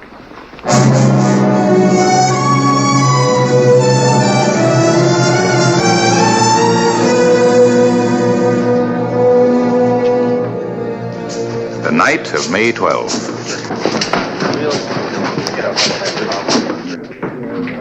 Well? We want to talk to you, Hollister. About Elder Ransom. They gotta go, Sheriff. We don't want them in Tombstone. They're not in Tombstone. 5 miles away, it's the same thing. I mean, they walk around with their funny clothes and their preachy ways, and the first thing you know it, their young'uns are with our young'uns, and we gotta answer a lot of questions. They come into my store and my good customers won't come in no more. Why not? Because they... Well, I don't know. Because they won't, that's why. If you've got something they want to buy, they'll come in no matter who else is there. Now, don't try any of your fancy talk, Harris, because it won't do no good. These people ain't our kind. They don't belong here. Well, what do you gentlemen suggest that I do? Root them out of here, that's what. And you do something about it before somebody else does. Now, you listen to me before you get into real trouble. I'll handle this the way I see fit. And if you people try to do it your way, you'll all end up back there in the lockup with your wives feeding you soup through the bars. That clear? Just root them out of here, Hollister.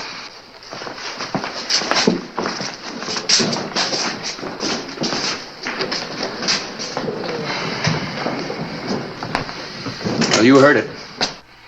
If I let those people stay, there's going to be bloodshed. I can't have that. Clay, Ransom, and his party are in this county, and their rights are in jeopardy. You're sheriff of this county and committed by oath to protect those rights. And you know what they say? They say the Lord told him to settle here. And if they stay here, you know what'll happen? There'll be more of them coming here. And how'd you like your kids marrying up with them? What'd Hollister say when you talked to him? Well, he said we dasn't. Did he say what he was gonna do? No, not exactly. If the sheriff don't protect the citizens, then what? And the citizens gotta protect themselves. You're right. Yeah. Somebody go heat up the tar bucket. Well, that woman's gonna have a baby right quick. And let her have it on the trail. That's where I was born, and it didn't hurt me none. Come on. Let's get it.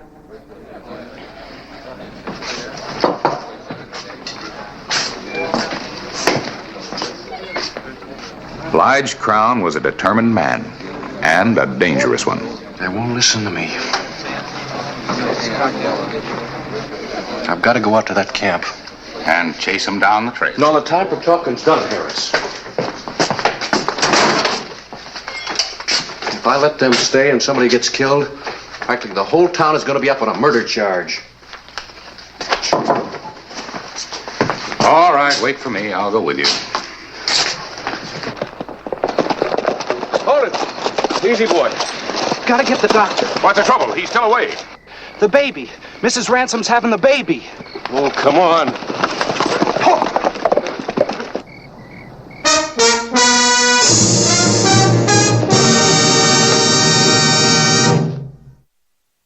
May 12, 1882. Hold it.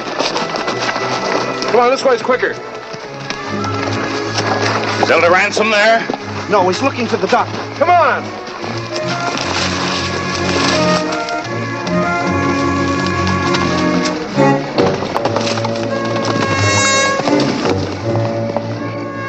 When we arrived at the camp of Elias Ransom and his people, it was evident the time was near.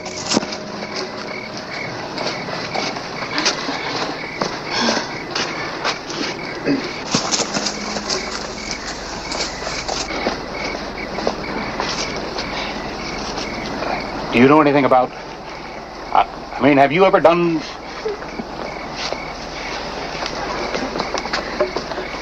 Can you help? I'm Brother Simon Webb. I helped birth both my boys back in Ohio. I can help. Good. Just tell Miss Ashdown what you need. She'll help you. Yes, sir.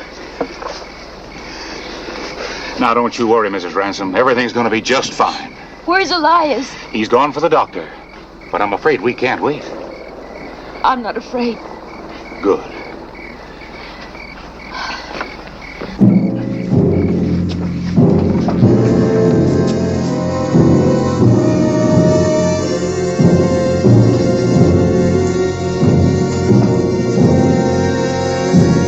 A bucket of hot tar was steaming on the bar of the Oriental.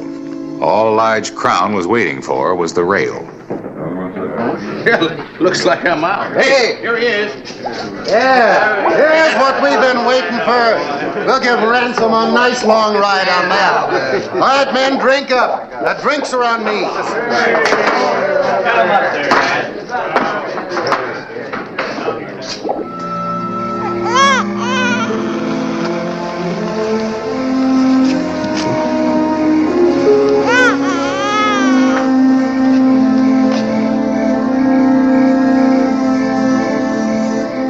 How do you like that? Didn't cost him a nickel, and he's complaining about the service. You're kind of small, isn't he, Harris? They come that way. Well, yeah, I know that, but I was expecting this one to be different, something special. He's sure special, all right. Born into trouble. Didn't have a thing to say about it. Clay Hollister's deputy, Lee Yeagley, watched Crown's men pile out of the Oriental. All right, boys, we'll see you.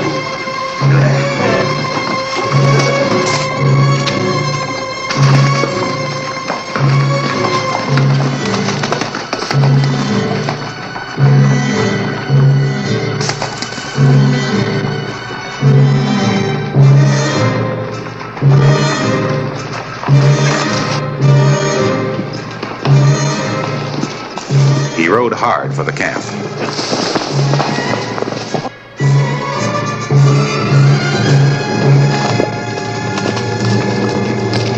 Town's eating up fast, Clay. Looks like it's going to blow. Well, how soon do you figure they'll get They here? should be here soon. They were pouring out of the Oriental when I left. Harris, I gotta get them out of here. How? Well, not down the trail, if that's what you mean. I just got to get them to move the campsite a little bit until I can get those yahoos simmered down. Clay, you won't be able to move them even at gunpoint. Yeah, I guess you're right.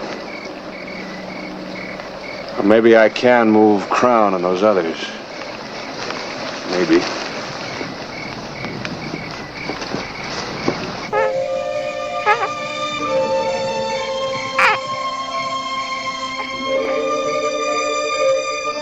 Unable to find the doctor, Elder Ransom arrived with two townswomen who had volunteered to help.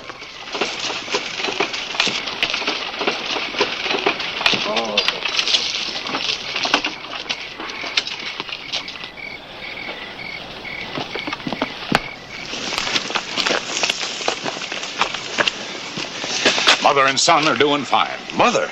Elder, you've got to move your camp. There's a mob headed this way from town. I'm going to see my son. Look, you don't understand this country. It's rough. The people in it are rough. The way they handle their problems is crude, but it's very effective. And right now, you represent a problem to them. If you're still here when they get here, it'd be a bad thing to see. Not even your son will be spared. No, Sheriff. We've been chased and hounded halfway across the country. Why? All we want is to make a place for ourselves, a place to live and work. No, sir, the time for running is past. The Lord has ordained this as our home. My son has been born here. This is where we will stay. Isn't he beautiful? Oh, Mrs. Ransom, he's a beautiful baby. Thank you. Strong, too. Just listen to him holler.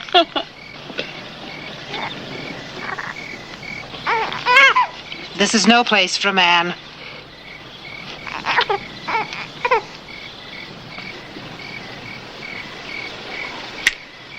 I got an idea.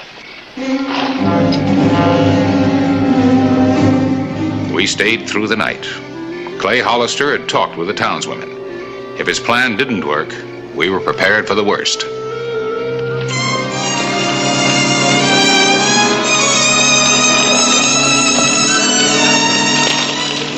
morning of May 13, 1882.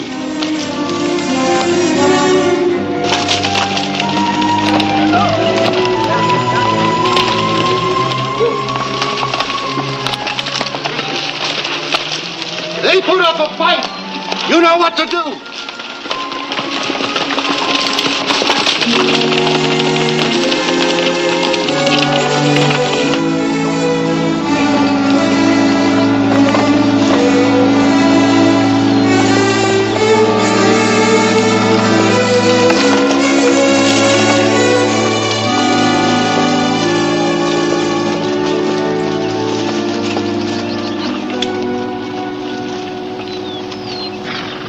Miss Woolsey, you get out of here. I suppose you'll shoot me if I don't, Lige Crown. Well, I'm not going to. Not gonna budge. Hannah? Don't you Hannah me, Henry Woolsey. I'd like to know what you think you're doing riding around the hills all night yelling like a wild Indian. Oh, we're gonna get rid of these folks. Drive them out of Tombstone. They don't belong here, Mrs. Woolsey. Like to know why not? I'd be proud to have them as my neighbors. I suppose you think 'cause they ain't exactly like us, we gotta treat them like heathens. Well, let them go someplace else. Why'd they have to stop here? I remind you, John Harker, we all had our reasons for coming west, and none of us come from the same place. And we all learned to live together. They ain't our kind of folks. Well, there ain't nothing so special about you, Lige Crown. You ain't greedy, not much. You just want all the land that's next to yours. Well, these folks won't take up much room, and I say they're welcome to it. You ain't gonna let a couple of women stop you. Come on! John! What's in that pail? Tar, huh? You want to put tar and feathers on somebody.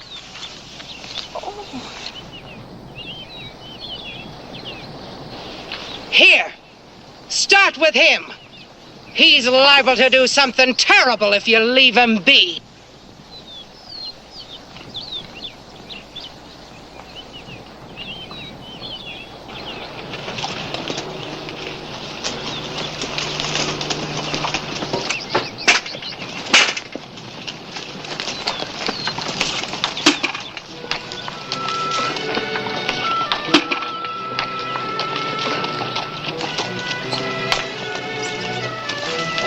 How do you like it, Lige? Being on the outside. Don't be afraid of us, Mr. Crown. We're good neighbors.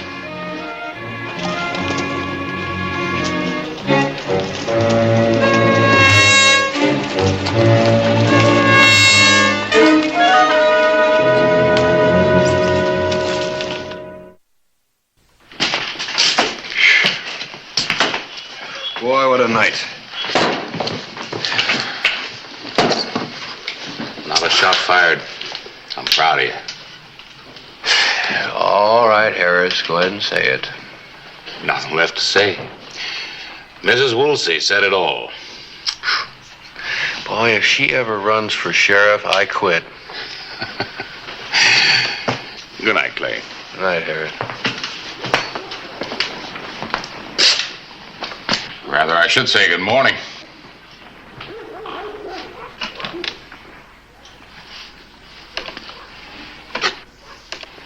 Clay, before that baby is much older, the rule of the gun in this territory will end. I think you'll be just as valuable to have around then as now. Thanks.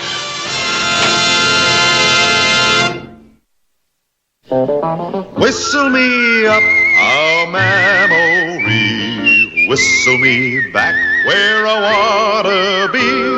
Whistle a tune that'll carry me to Tombstone territory.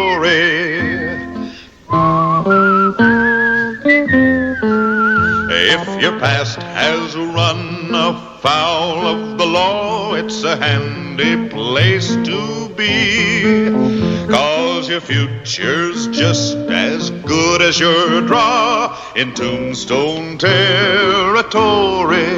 Whistle me up a memory, whistle me back where I wanna be. Whistle a tune that'll carry me me to Tombstone territory.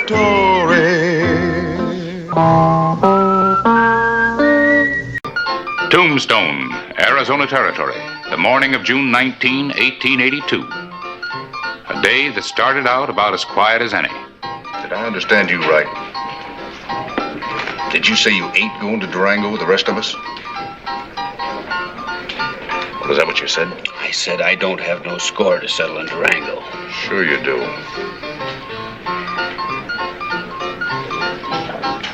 We're gonna kill Doc Holliday in Durango. It ain't that easy. Why not? There's 5 of us. Doc Holliday's the fastest gun there is. Ain't got any reason to mix with him. Well, I do. Well, you mix with him then. I'm out. Mace!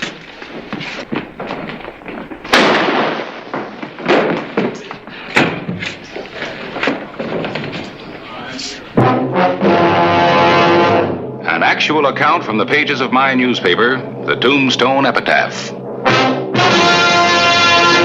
This is the way it happened, in the town too tough to die.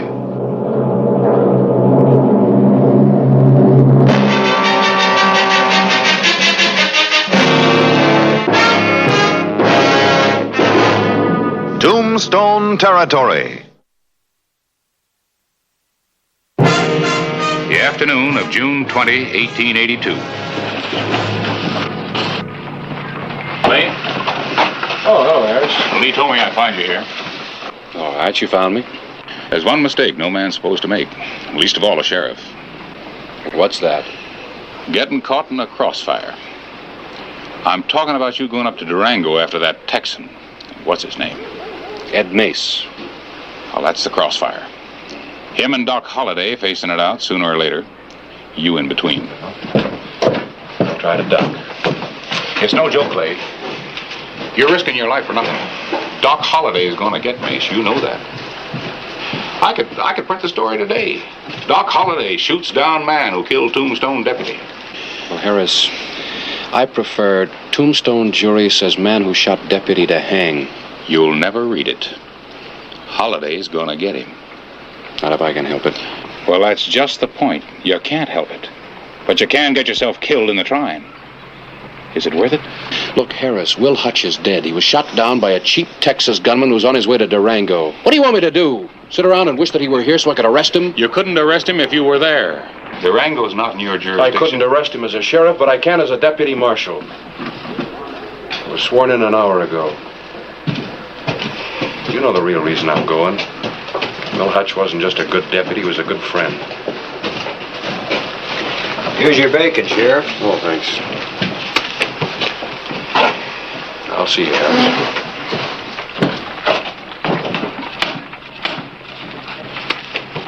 Where's the sheriff heading, Mr. Clyburn? Into a crossfire.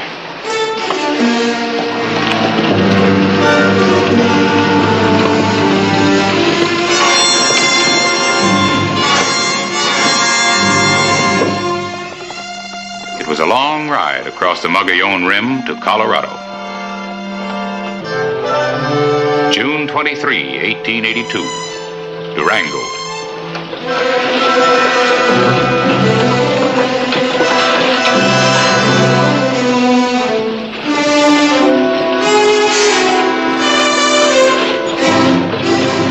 Mace and his men arrived well ahead of Clay Hollister. Howdy. My horse needs a shoe. I'll be finished here in a couple of shakes. Don't hurry. You a stranger in town? That's right. Fixing to stay on? I might. I'm looking for an old friend of mine. I heard he was up this way. Yeah? What's his name? Doc Holliday. I didn't know Doc had any friends. Oh, no offense. Know where I might find him? I hear Doc's been at the Royal Flush Saloon every night this week. Running real lucky.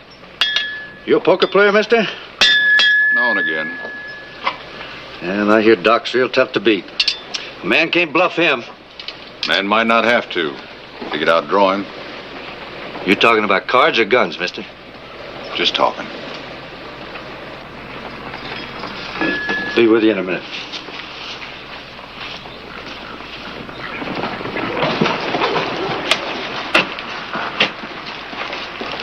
You'll be at the Royal Flush Saloon tonight. Tell the boys to keep apart and stay out of trouble. Later that afternoon, Sheriff Clay Hollister approached Durango and headed straight to the marshal's office. Of course, there's no telling when he's going to go for Doc Holliday or where. He might have been just talking big, you know, about coming up to Durango in the first place. No, I don't think so. He killed one of his own men just because he wouldn't come along. Well, killing a man is one thing, Sheriff. Going up against Doc Holliday is quite another. I still think he'll try it. I better stay as close to Holliday as I can. Holliday won't like that. I'll try to keep him from finding out. Suppose you do. Let's say you find Ed Mace like you planned. Didn't you say he has help? 3 men. Figure on taking them all on? No, I figure on getting help. Here. All right, Hollister. I'll do what I can. Thanks.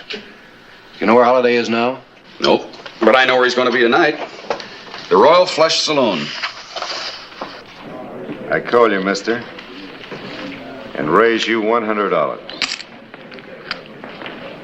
I think you're running one, Doc.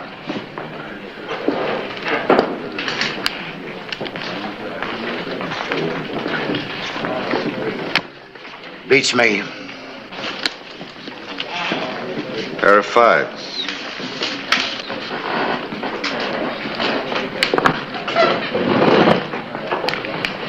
Mister. What's the matter? When a gentleman leaves the company of other gentlemen, he usually excuses himself. No offense, Doc.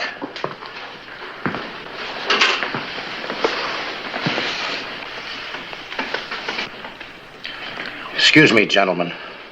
That's better.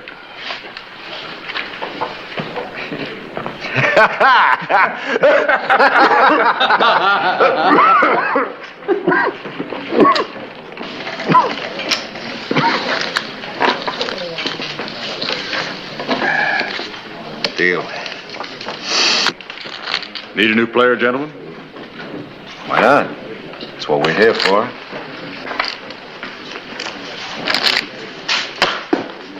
Mace is the name. I'm Farrell. This is Henderson. Maxwell. I guess you know this is Doc Holliday. Howdy. Run them. Run them, run them! Jacks are better.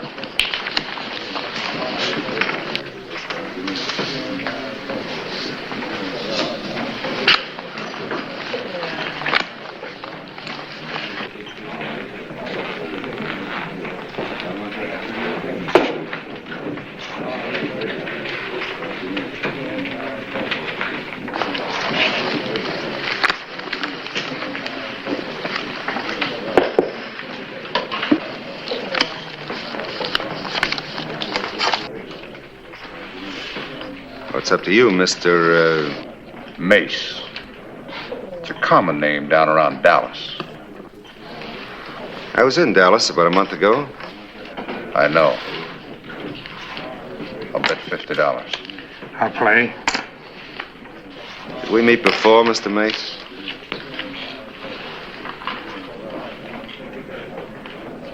It's up to you, Doc. Call. I pass. Cards? 3. Next 3. 3. Hello. All alone?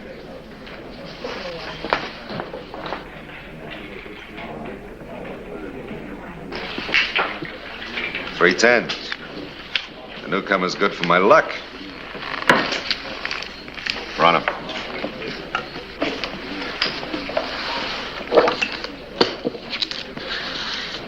Whiskey. Right away, Doc. Told you to keep an extra bottle at the table at all times, didn't I? Sorry, Doc. Expect me to drink out of this? It's filthy.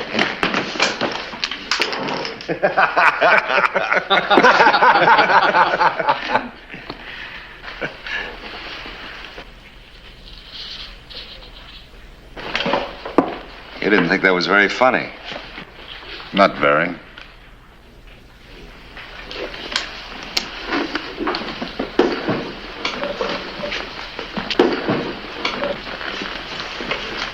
I don't like people who disagree with me, Mr. Mace. Ed Mace. Brother of Arnold Mace. Who's Arnold Mace? The man you killed in Dallas a month ago. Is that why you're here? That's why we're here. There are a couple other people here, Mace. Stay out of this. No interruptions. Everybody stand still. What do you want? You're holding up the game. I want him. You're under arrest, Mace, for the murder of Will Hutch, deputy sheriff at Tombstone. Get up slowly, Mace.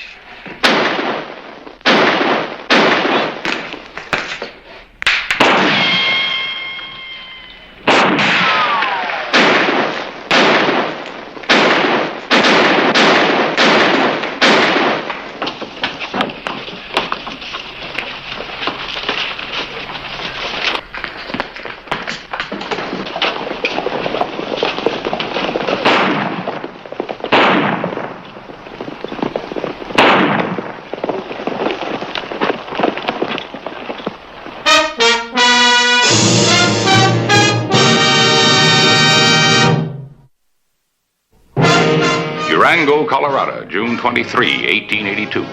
The patrons of the Royal Flush were amazed that Doc Holliday was still alive.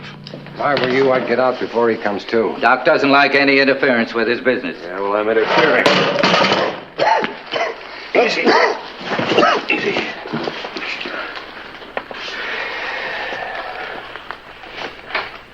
They got away, didn't they? Yeah, but you did all right. All right. This was a present to me when I graduated from dental college in Baltimore. Pretty good present. Saved your life. How do you like the nerve of him? He broke up my game, broke my flask, and tried to kill me. Mr. Mace has trouble coming. I'll take care of Mr. Mace. He's asking for it.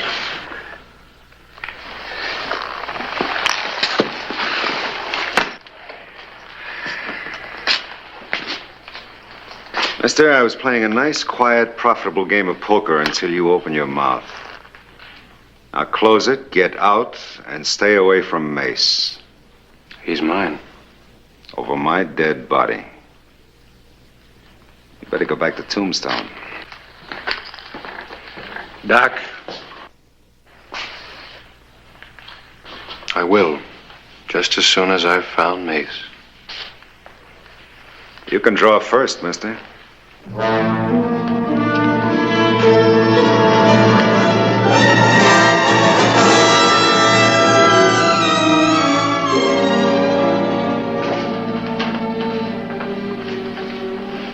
I can't.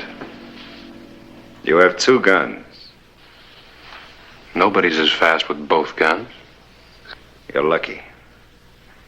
You get another chance to clear out. Just as soon as I find Mace.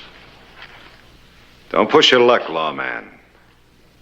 Next time we meet, if you insist, your arm is liable to be all better.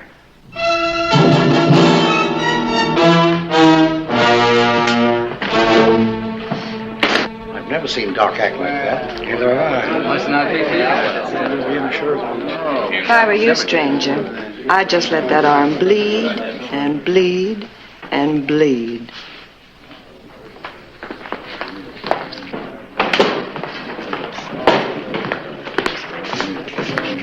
They get away? Oh, they're deep in the Red Rock country by now. Where's that? Southwest of us. It's a haven for a man on the run. Pretty rugged? Bad as it comes.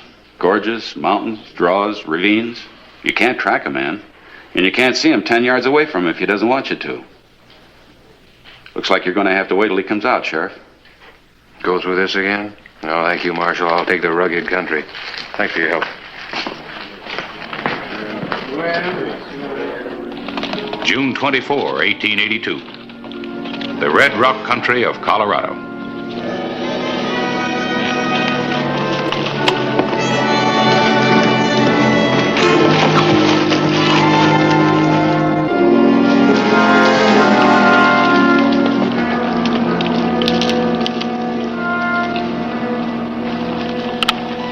I'm not better yet? Well, he's coming along. We might as well ride together, huh? Break up the monotony. Oh, I have another reason. You're better at tracking than I am. By the way, my name's Clay Hollister. Never heard of you.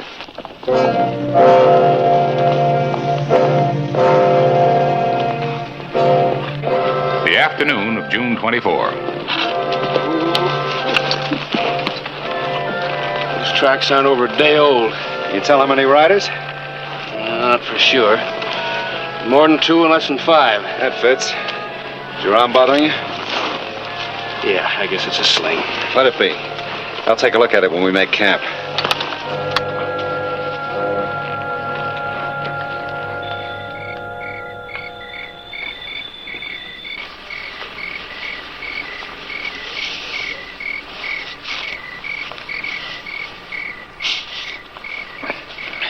Who tied that? Marshal. He's a slob. Well, no wonder you were in pain. The circulation was just about cut off. You're lucky you haven't had gangrene already. Got any more bandage? Yeah, saddlebag.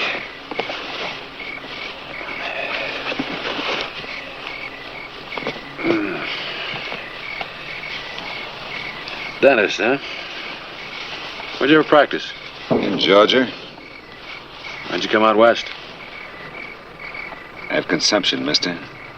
Or haven't you heard? I'm sorry.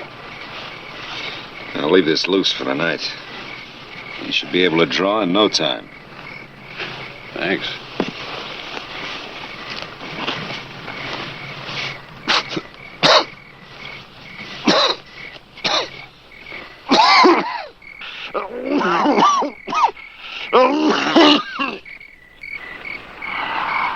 Anything you can take to relieve that? Maybe a bullet someday.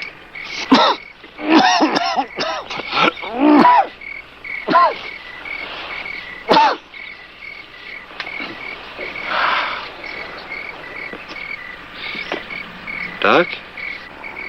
Yeah? He's his brother, Arnold. What did you ever kill him for? I don't remember.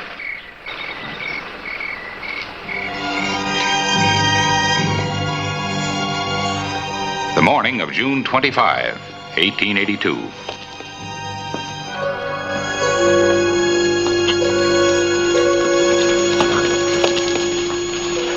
You know something? You're right about that circulation. Don't need to sling anymore. I'll send you my bill in the morning.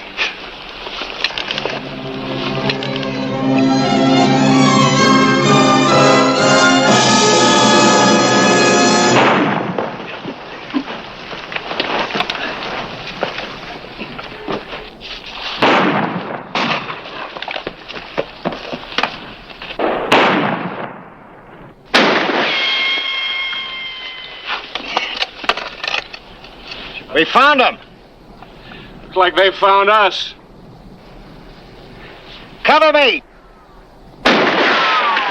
Don't do it, Doc. They're trying to draw you out.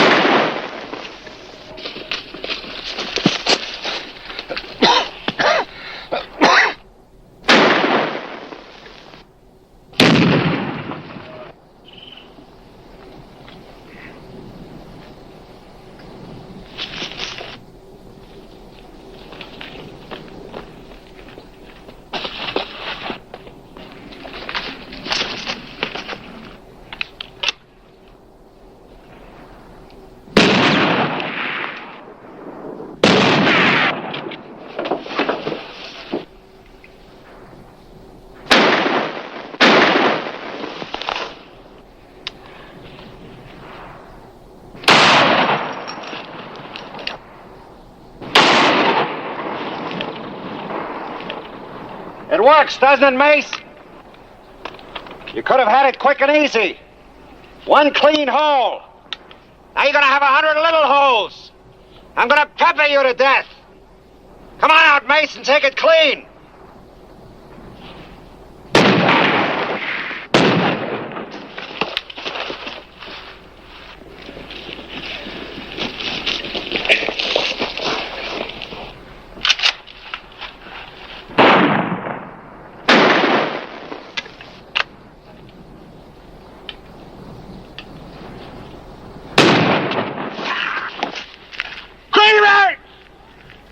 Carter! Shotgun!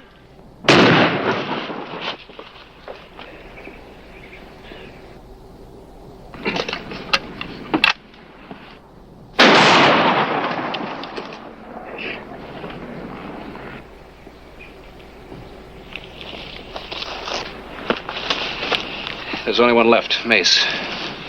I'm not so sure he's left. But I'm going to find out. Hold on, wait a minute. He's mine, remember? How's your arm, Sheriff? I guess you could say it's all better.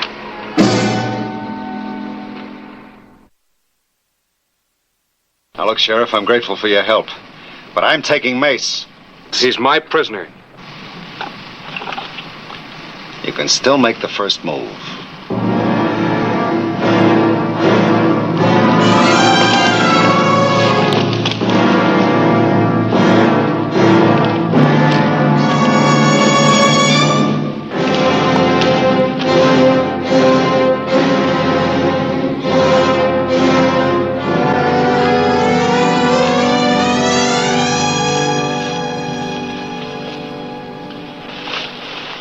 Sheriff, I want Mace. You're gonna have to draw. Over a dead man?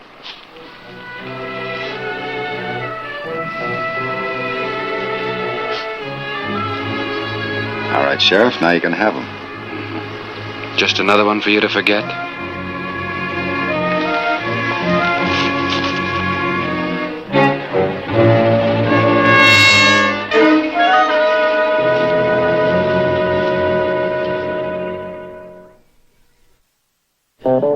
Whistle me up a memory, whistle me back where I wanna be, whistle a tune that'll carry me to Tombstone territory.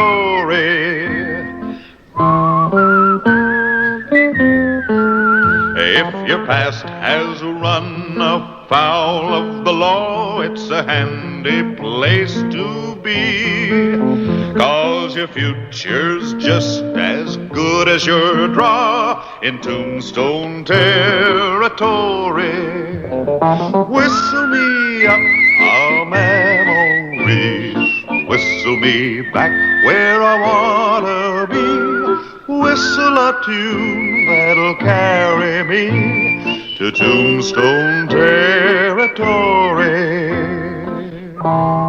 Stage, a series of events began that brought Clay Hollister to grips with a criminal type unknown to wild and woolly Tombstone.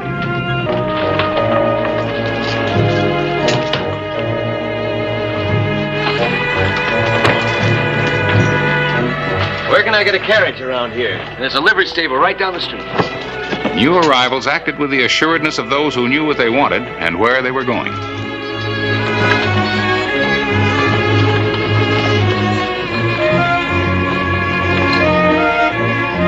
A few miles from town, the second happening took place in this series of events. Good afternoon, folks. Hello, Aaron. George Camden. Aren't you glad to see us? What do you want? We want your ranch, Aaron.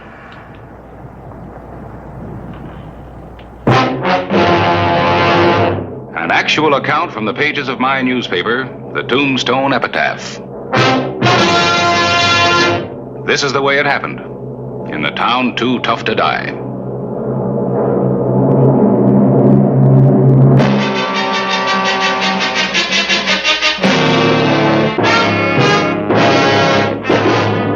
Tombstone territory.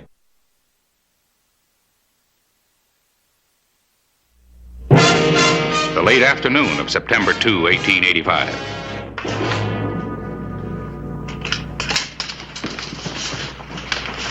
Clay? Aaron. Clay, I'd like you to meet Miss Patricia Camden. Miss Camden? And this is her brother, George. Clay Hollister. What brings you to Tombstone, Mr. Camden?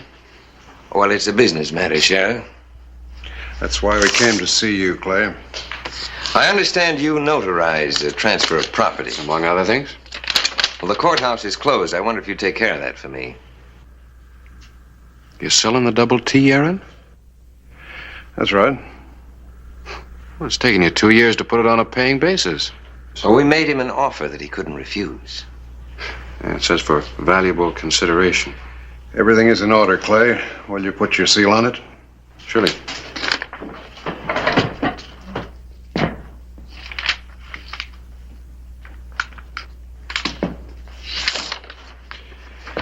You're not going to be leaving Tombstone, are you, Aaron? Well, as a matter of fact, he isn't. He's staying on with my sister and me. George and I aren't really capable of managing such a large ranch without help. Thank you, Mr. Hollister. It's been nice meeting you. And you. Well, there's something to be said for being a landowner. Of course, you know all about that, don't you? If you're asking if I miss my home in Boston, the answer is yes.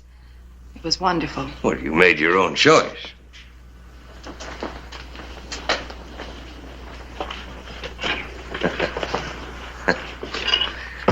You've done pretty well these past years, Aaron. Since you ran off with all our money. You'd have done the same thing to me if you'd had the chance. And left you to serve 3 years in a filthy prison as I did? Well, that's all in the past. And now what? Well, it's taken quite a while to find you, Aaron. Too long, I suppose, for there to be any of that money left. It's almost all gone now. Most of it right here in this ranch. So now we start all over. Not me, George. You're still wanted in the state of Massachusetts, you know. But I'm here in Arizona. And there's no extradition, George. You know that. Hey, you came up with a winning hand, didn't you? Patient Aaron left with the money and his freedom. Well, those things won't do you any good 6 feet under. Now, as I said before, we start all over. This forsaken place is just made for my talents. Now, look, George, I've lived here almost 3 years. I know Clay Hollister. You can't get away with a thing. You've played a pat hand quite a while, Aaron. But now I hold the winning hand. And as for your sheriff, he's a clod. Don't underestimate Sheriff Hollister. He's no man's fool. Well, if he's no man's fool, maybe he's a woman's. Saturday afternoon, September 5, 1885. Mr. Hollister! Hello. Oh, good afternoon. How are things out of the double T, Miss Camden? A little more settled now, thank you. We'd like if you would come out and see what we've done to the ranch. Oh, I'd like that. How about tomorrow? An early Sunday dinner? Thank you very much. You'll come then? 2 o'clock. I think I can make it. Tombstone kind of tames down on Sunday. We'll see you then. Bye.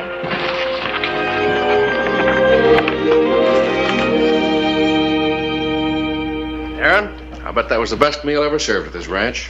Why, thank you. Certainly the best I ever had in Tombstone. And the prettiest cook.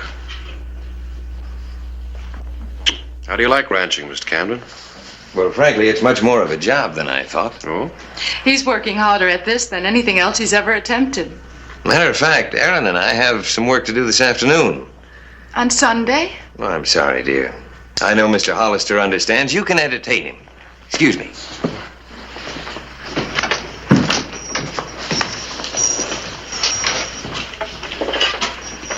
Won't you sit down, please? Thank you.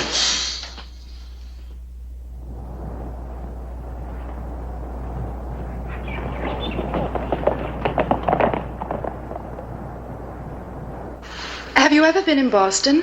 No, I'm afraid not. Well, you'd like it there. It's full of history. Well, we're still making ours. I never thought of it that way. Oh, here's a picture of the Boston Common. I was brought up in Boston. A quiet Sunday afternoon in Tombstone.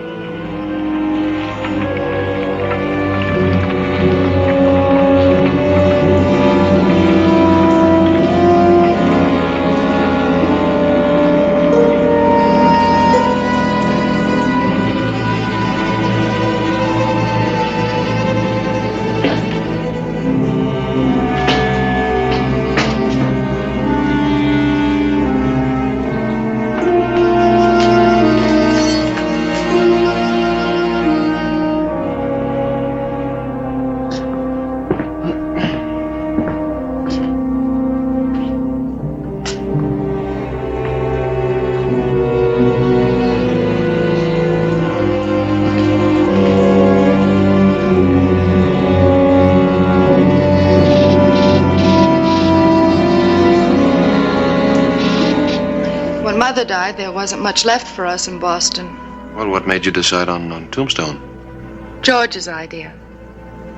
He'd looked at some ranches in West Texas and decided he liked this part of the country better. I hope you like it. I'm sure I will now.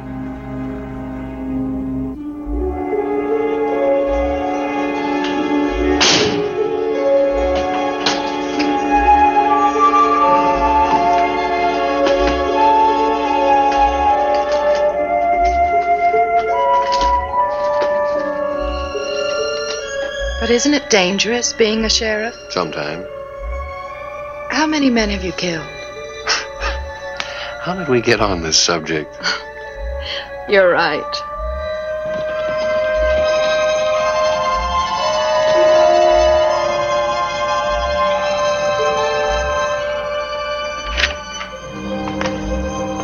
Well, now that's finished. I hope you weren't too bored, Mr. Hollister. Hardly. Could I get some refreshments? Not for me, thanks. I have to see if the town's still there. Excuse me. Thanks again. You're always welcome. Miss Camden, goodbye. Goodbye.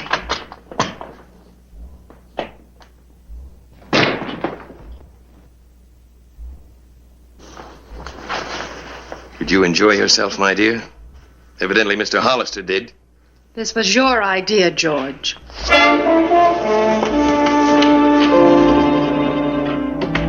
Monday morning, September 7. Sheriff Hollister was summoned to the Bank of Tombstone. You the only one that knows the combination to the safe? Why, yes. Is there anybody that you suspect? Any of your clerks? None of them, I'm sure. I've been robbed 6 times in the past, at gunpoint. Never had it done this way. Yeah, it is kind of slick for Tombstone. Oh, hello, Harris. Make quite a story for you. How'd they get it open? Somebody must have known a lot about safes. Figured the combination. A safe cracker. Yeah, it looks that way. Well, Tombstone attracts all kinds of people. Yeah, Tombstone does. Do you think Reckland could have done it? Ah, it's too obvious. Besides, why would he wait till Sunday? He's got access to it all week long. Well, you check on everybody that comes into Tombstone. Do you think some trail hand could have opened that safe? No, this was done by a professional. Well, then it must have been someone outside of Tombstone. Camden. Well, he was working on the books. You were with him? Yeah. But they left me alone with Patricia most all afternoon, so they had work to do. Well, Aaron used to run that ranch by himself. Why all of a sudden is there so much work to be done on a Sunday? Where does that leave Patricia? You don't suspect her, do you? Do you? What are you going to do, Clay?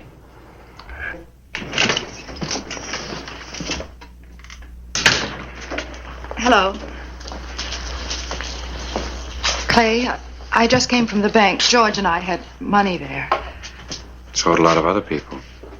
I understand it happened while you were with us out at the ranch. I'm sorry. Are you? Is there anything you can do? Yes, there is. I'll let you know. Well, if there's anything we can do. I'm truly sorry, Clay.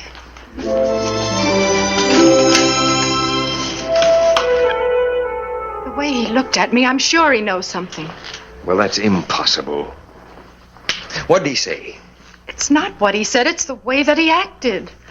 Could it be that there's a hidden rapport between you and the sheriff? Well, even if he thinks he knows, what proof has he? I still think you made a mistake coming here. Before Hollister closes in, there's still time for you to... I told you what I thought of your bumpkin sheriff. You're so smug, so sure of yourself. There was a time when you were as confident in my judgment. Why don't you just leave? Take the money and leave. Hollister doesn't give up. Well, if he doesn't give up, it wouldn't do me much good to run, would it? And if he suspects me, it doesn't leave me much choice, does it? Getting rid of him will give me great pleasure. Great pleasure. George, take the money and leave, but please don't kill him.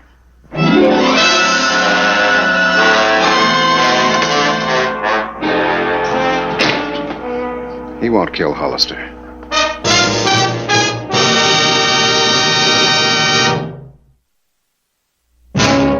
The night of September 7, 1885, George Camden rode for Tombstone. He wasn't alone.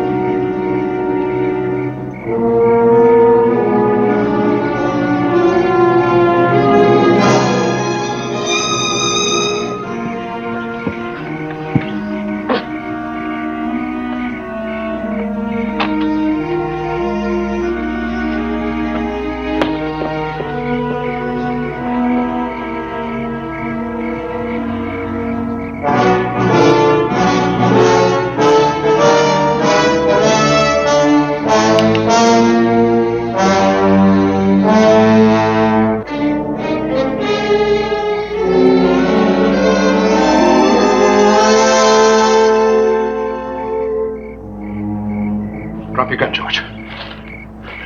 This is your last hand.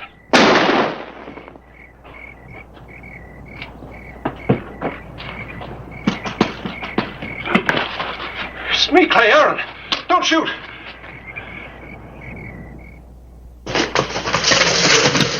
Sit down and start from the beginning.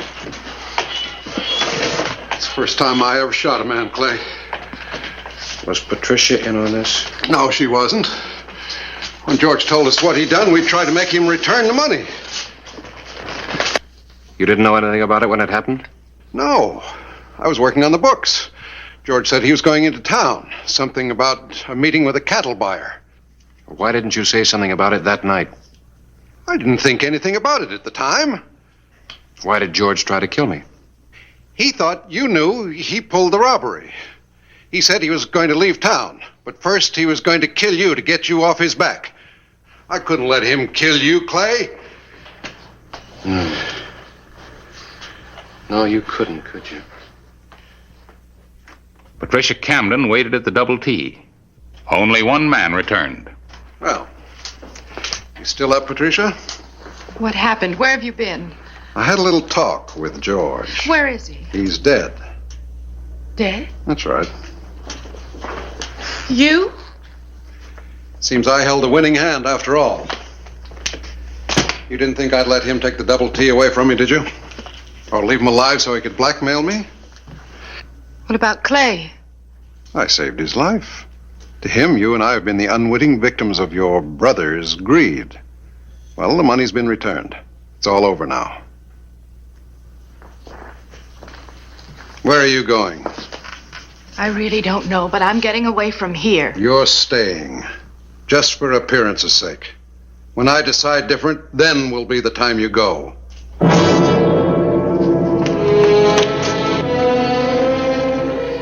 Aaron's story just doesn't ring true, Harris. Why didn't he just hold George? Take his gun and hold him until I got there. Well, you're going to have a hard time convincing folks that Aaron is anything but a hero. He saved your life, and he recovered the money of a lot of people. September 14, 1885. Patricia Camden was seen in Tombstone for the first time since the funeral.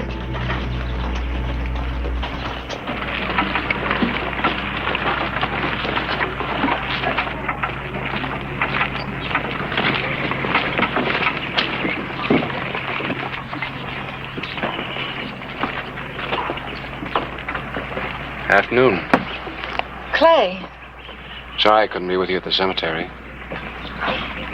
it would have seemed a little strange. After all, my brother did try to kill you. Are you planning on staying on? For a while. There's no place to go. What about your family? There is no family. Not after this. I'm glad you're staying on. I'd like to know more about you, what you are. What I am? What am I? I really wish I knew. Aaron, thanks to you, we still got a good sheriff in Tombstone. I just did what any man would have done. Modest, ain't he, Sheriff? Means you really are a hero, Aaron.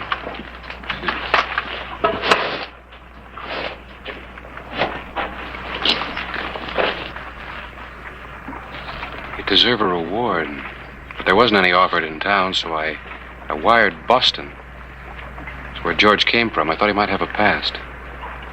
Boston police are checking on it. I should know in the morning.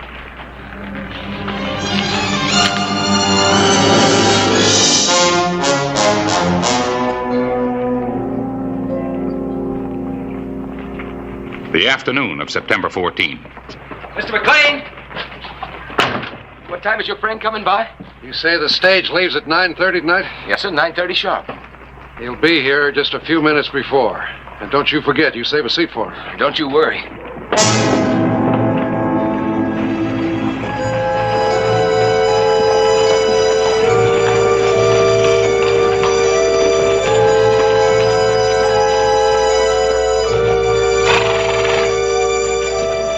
The pieces of the puzzle began to fall into place. Clay Hollister confirmed his suspicions at the stage depot, while Aaron McLean was being toasted at the Arcade Saloon. Drink to Aaron with me. Here's the leg. Just in time, Sheriff. No thanks. We're drinking to Aaron. I said no thanks. The sheriff never drinks when he's on duty. Isn't that right, Clay? That's right, Aaron. Boys, a toast to the man who saved our money and the sheriff. That's a fine group of men. Yeah. Oh, Clay, I was going to drop by and see you later at the office. What about, Aaron? Well, it's Patricia. Well, I was hoping you might stop by tonight and maybe have a little talk with her. Well, I guess I could. Oh, fine. That'll do her a lot of good. Say about 9 o'clock? 9 o'clock. You hear anything from Boston? Oh, tomorrow. You'll be the first to know.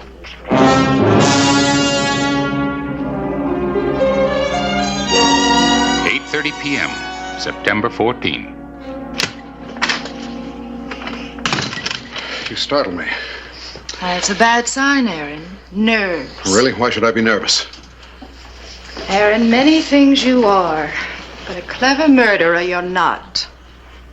I'll show you how clever I am. I asked Clay Hollister out here tonight.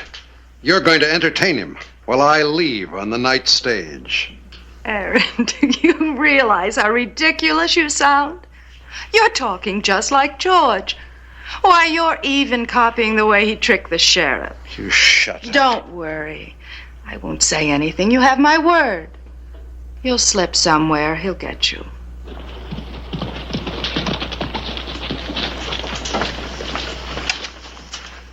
It's him. It's Clay Hollister. Oh, Patricia. Aaron.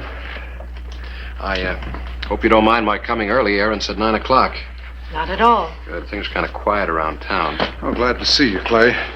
If you'll excuse me. Oh, don't go. I'm sorry that I hadn't seen much of you lately, but Aaron said that... I haven't felt much like seeing people. Yes, he said that you'd been a bit upset. He feels kind of natural guilt. Well, he did what he had to do. How about a drink, Clay? Oh, not for me, thank you, Aaron. No, I just had an early supper. Sit down, relax.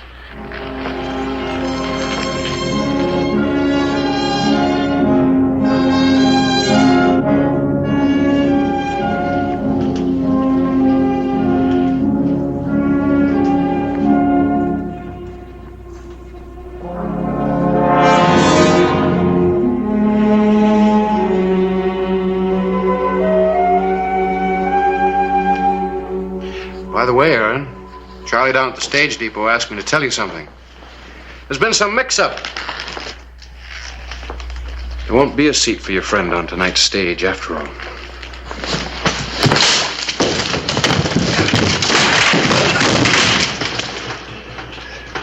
Come on out, Aaron. You leave me alone, Hollister. I'll shoot. I said come out! You knew all along.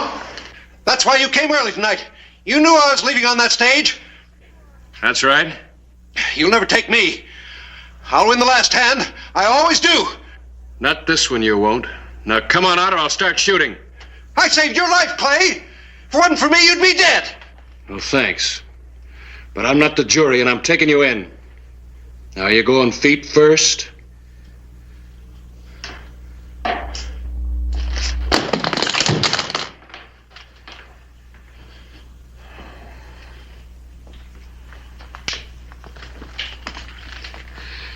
Let's go.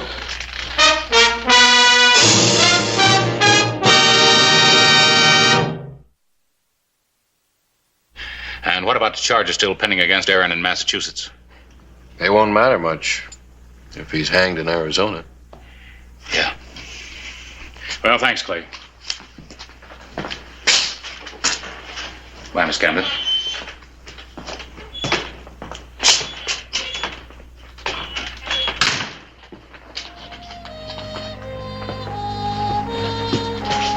Clay, what's going to happen to me? I don't know. Like I said, I'm not the jury.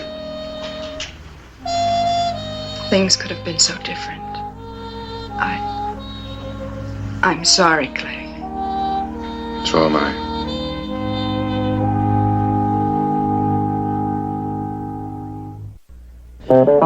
Whistle me up a memory, whistle me back where I wanna be, whistle a tune that'll carry me to Tombstone territory.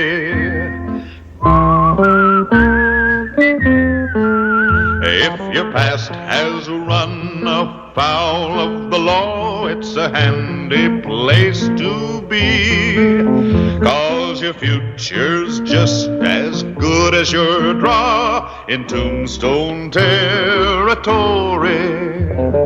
Whistle me up a memory, whistle me back where I wanna be, whistle a tune that'll carry me to Tombstone territory.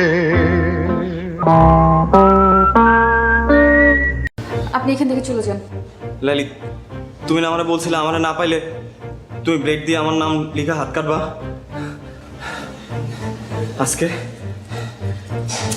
তোমারে না পাইলে আমি হাত কাটবো, তোমার নাম লিখবো হাতে আমি। আরে পাগল নাকি? কি করবা লাগছে?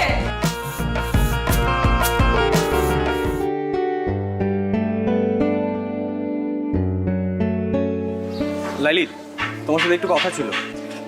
আপনার সাথে কোনো কথা বলবে না। Hi Laili. Laili please 1 minute. আপনি বুঝতেছেন না কেন ভাইয়া? বলছি না ও কথা বলবে না। 2 দিন পর ওর বিয়ে, ওর মতো থাকতে দেন। লাইলি, আমার ভুল হয়েছে, আমি আমার ভুল বুঝতে পারছি। দেখো গত কয়েকদিন ধরে আমি কিচ্ছু করতে পারছি না, না পারতেছি ঘুমাইতে, না পারতেছি কিছু করতে। আমি তোমার সাথে অনেকবার দেখা করতে চাইছি, আমি পারি নাই, আমাকে দেখা করতে দেয়া হয় নাই। আমি তোমাকে ভালোবাসি লাইলি। আপনি হাঁচে আমার ভালোবাসেন? নিজের থেকেও বেশি। তাহলে আমি যা কমু তা শুনবেন? অবশ্যই। কি করতে হবে বলো। আপনি আমার পিছন পিছন ঘোরা বন্ধ করে দেবেন। লাইলি কি বলতেছে এসব? আপনি তো আমারে কইছেন আমি আমার ইজ্জত খোয়াইছি, লগে আমার পরিবারের ইজ্জতও খোয়াইছি। আমার আব্বাই ছেলে পক্ষের কথা দিয়ে দিচ্ছে। আব্বারা তো আর ছোট করুন না, নিজেরও যথেষ্ট ছোট করছে। আব্বার ইজ্জতে কোনো দাগ দেব না।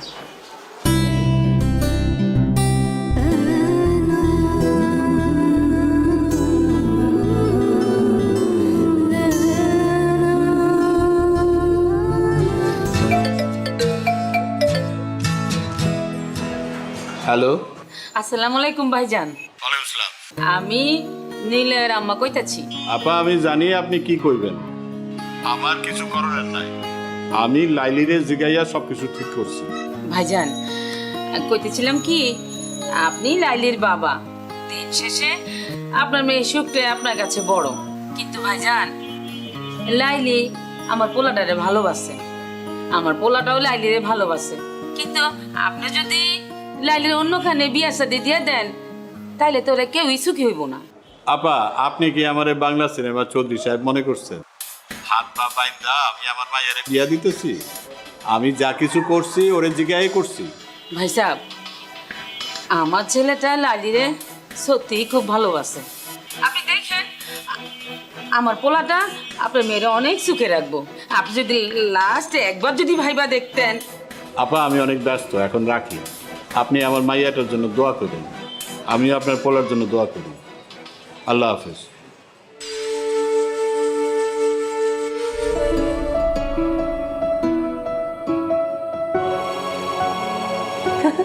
দেখ লাইলির আজ কি সুন্দর লাগতেছে। হ্যাঁ বহুত সুন্দর লাগতেছে। সাইটাগুলো মানাইছে। আরে আপনি এখানে চকলেন কিভাবে? বাইগান বাইগান কইতাছি। লাইলি তোমার সাথে একটু কথা ছিল। আপনার সাথে আমার কোনো কথা নাই কা, আপনি এখান থেকে চলে যান। লাইলি তুমি না আমারে বলছিলে আমারে না পাইলে তুমি ব্লেড দিয়ে আমার নাম লিখে হাত কাটবা। আজকে তোমারে না পাইলে আমি হাত কাটবো, তোমার নাম লিখবো হাতে আমি। আরে পাগল নাকি? কি করবে লাগছে? হেনি কি আছে? মামা, আয় মামা, মামা, মামা। এসব করার কাম নাই, আপনি এখান থেকে যান গা।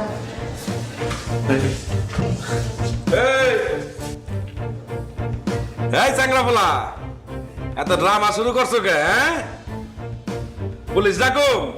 আপনি যারে খুশি তারে ডাকেন মামা, আমি লাইলের সাথে বাঁচবো না। তখন তো খুব কইছিলা লাইলি একটা নাটক বাজ, ওই খালি নাটক করে বেড়ায়। হ্যাঁ, ওর লগে মজা লওয়া যায়, ওর লগে প্রেম করা যায় না, আর বিয়া করুম না। আর এখন কইতাছো ওর সাথে আমি বাঁচুম না? না, হ্যাঁ, এসব নাটক বন্ধ করো। বিশ্বাস করেন আমি কোনো মজা নিতে আসি নাই। আমি সত্যি সত্যি লাইলি তোমার নাম লিখবো এবং ব্লেড দিয়ে না সত্যি রক্ত জলের নাম লিখবো। লাইলে তুই রাজি হয়ে যা, না সেরা না এরকম পাগলামি করতেছে, আমার কাইটা লাইব। এমনি কিন্তু ছেলেটা ভালো আছে, তুই রাজি হইলে সবকিছু ঠিকঠাক হয়ে যাব। আমি দুলা বাইরে সামলাইতেছি, তুই কোনো চিন্তা করিস না, ঠিক আছে? রাজি আছিস না? আরে রাজি হয়ে যা, আমার না করিস না, ভালো আছে ছেলেটা।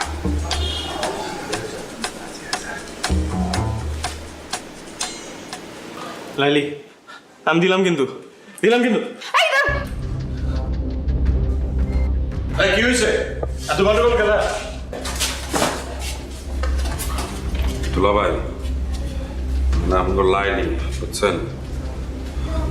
আরে পছন্দ করে, আরো হবে লেগে নিলয় এলাকার ছেলে, ও আমার ওরে পছন্দ করে। কি কইলি? দুইজনে দুইজন পছন্দ করে। দুলা ভাই, দুলা ভাই আপনি যদি সম্মতি দিতেন তাহলে ওকে বিয়াটা করা দিতে পারতাম। চুপ কর, তুই কি চাস? ও বুঝছি।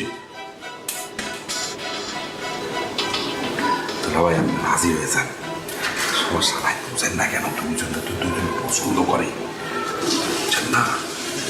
যদি ভাইয়াটা ইয়ে যায় তাহলে তো আমার সমস্যা, মহল্লায় চেহারা দেওয়া মুখে এমনি। আপনি রাজি হয়ে যান, আপনি আমি ওইদিকে সামলান, আমি ওইদিকে ওখানে দেখতেছি। বাবাই আপনি চালান চালান। আচ্ছা আরে চালান তাড়াতাড়ি, এত চিন্তা করেন না তো।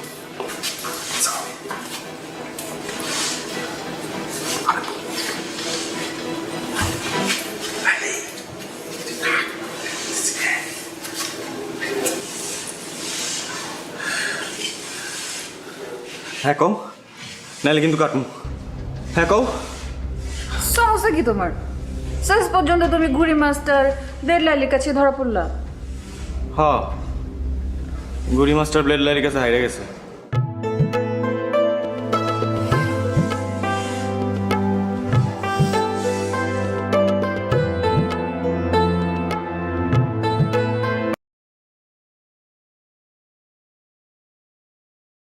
À, thằng này chết. Đéo gì nhỉ? Thế này thì vẫn thua. Ai, trời ơi.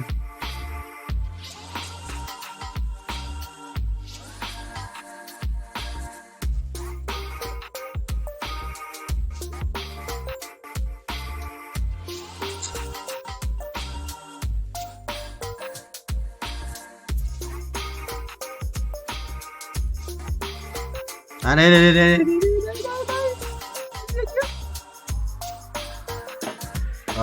Đây trước này thì theo sẽ vài đĩa cút, sẽ vài đĩa cút.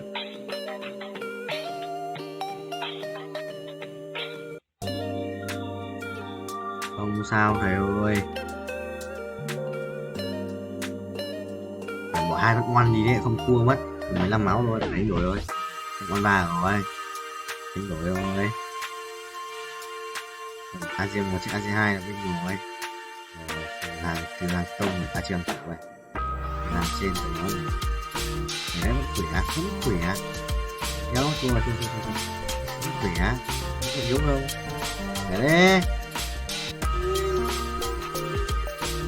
ông hai cái đéo mày ơi, đéo chết, ông hai mà không chết vậy, áo nó bài đét đét, ui ông không chết lại, mất đéo, ô ấn pháp sư, cái ở một chút bút dòng ông hai không chết, chuồn tỏ. À, nghe top 6 chat game, chat game, chat game, chat game có 23 bật tiền, 23 điểm thì mất hết điểm.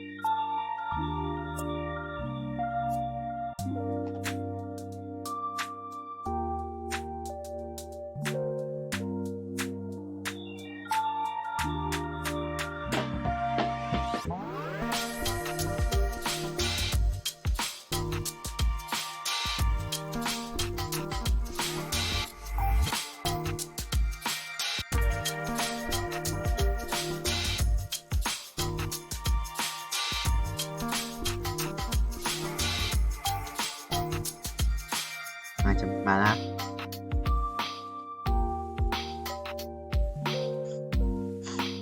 Được. Lên đủ tiền lên mang chơi nhỉ. Nếu sắp 2 lần nữa. Ngọc bảo bao nhiêu? Bảo là Israeli আগ্রাসন বহু মায়ের বুক খালি করেছে, রেহাই পায়নি সদ্যজাত শিশুও। চলমান সহিংসতায় প্রায় অর্ধশত শিশুর ঠিকানা হয়েছে কবর। হাসপাতালগুলোর দৃশ্য আরো মর্মান্তিক। মৃত্যুর মিছিল দীর্ঘ হতে থাকায় স্বজনহারাদের আহাজারিতে ভারী হয়ে উঠেছে বাতাস।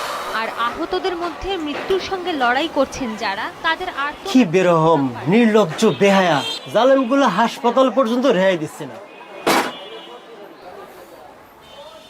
কিছুই করার নাই গো কাকা। কিচ্ছু করার নাই? কি আর করার থাকবো কন? দুর্বলের মায়ের খাওয়াটাই নিয়তি। দুর্বলের পাশে কেউ থাকে না গো কাকা। হ্যাঁ ফজলে মিয়া, ভালোই বলছো তুমি। দেখো না সারা বিশ্ব কেমন একদম চুপচাপ নিশ্চুপ হয়ে আছে। সবই সার্থক কাকা, যে যার ধান্দায় আছে। 9,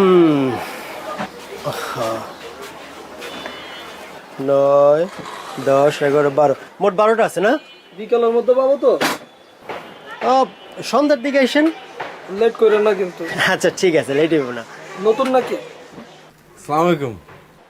হ্যাঁ নতুন, কয়দিন ধরে আসছে। নাও সন্ধ্যার মধ্যে ভালো করে করে রাখো।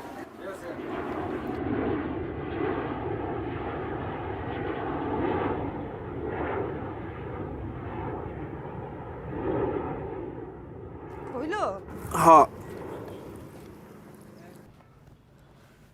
তাড়াতাড়ি আসো, বইসা আছে তোমার জন্য। আইতেছি। কি রে বাপ,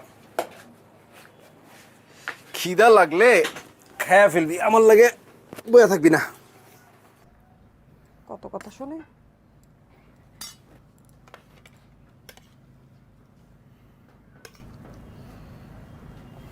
দেখ তোমার প্লেটটা দাও। শেষ। আরে ডিম ভাজি রে।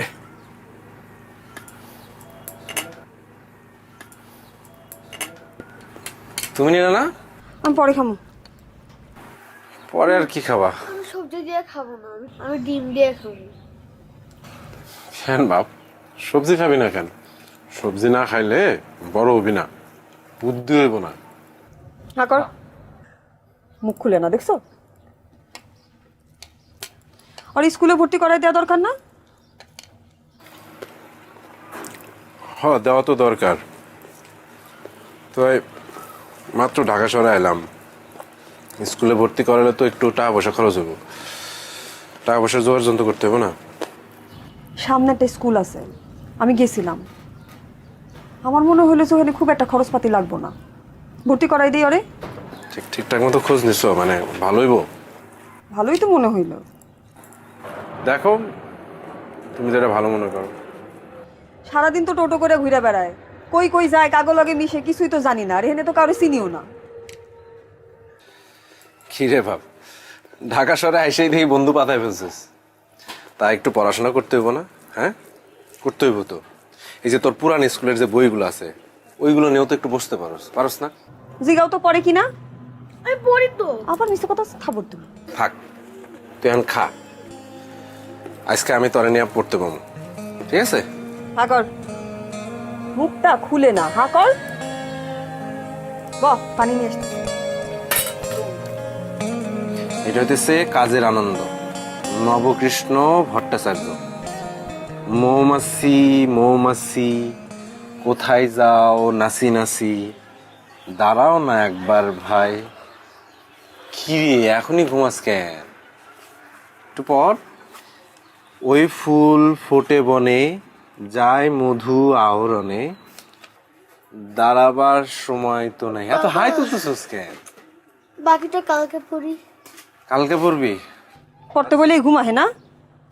আমি অনেক পড়ছি। আবার কই দে, পেন্সিল দে, আমি তোর এই শব্দার্থগুলো লিখে দেই, এগুলা মুখস্থ করবি। তুমি দোকানে যাইবা না? যাবো তো, আর একটু এগুলা দেখা দিয়ে যাই। এগুলা তোর বাসার কাজ, ঠিক আছে? এগুলো মুখস্থ করবি। যে আহরণ মানে হইতেছে সংগ্রহ করা। আহরণ মানে কি? সংগ্রহ করা। সংগ্রহ করা। তারপরে হইছে may mắn rồi nè, điện từ bao nhiêu quay được người thôi, phải có may mắn cơ mới thích lâu lâu. Mình gọi là khỏe phết đùa. Không có Guardian Carry mà vẫn hold Guardian à? Thực sự là cầu nguyện không vậy? Thực sự là cầu nguyện ra Guardian không? Cái thằng lái xe này, lái xe bay rồi, xe bay nhưng mà vẫn cần bánh. Sự nhót không? Nhót đó, mày nhót không? Ui Galio rồi, what the hell. Ui nó ở kia thì không quan tâm. Chơi Galio rồi, để Galio ngoài, chưa cần lắm. Cũng xịn đấy, nhưng mà thiếu xe lát, nhận được xe lát nữa là xong. Perfect tiếp à? Thêm nữa không? One more. Ê, 135 xuống 126 nhỉ? Nó reset. One more này. One more. One ai không được. One more. Không one more à? Quả đấy, đây rồi. one more, two more, one more, two more. Hai si basikir. Nope. Nope. Mày bay 54 à, thực sự là 5 củ ấy nên là 50%. Quay đều cái gì đấy, không skip được quên mất. Có thể về qua kia thì bay thì kiếm tiền rebirth quá mạnh. Ra một tuổi mà rồi lên qua 4, cứ chỉ qua 4 cho tôi vậy, chôn tôi à.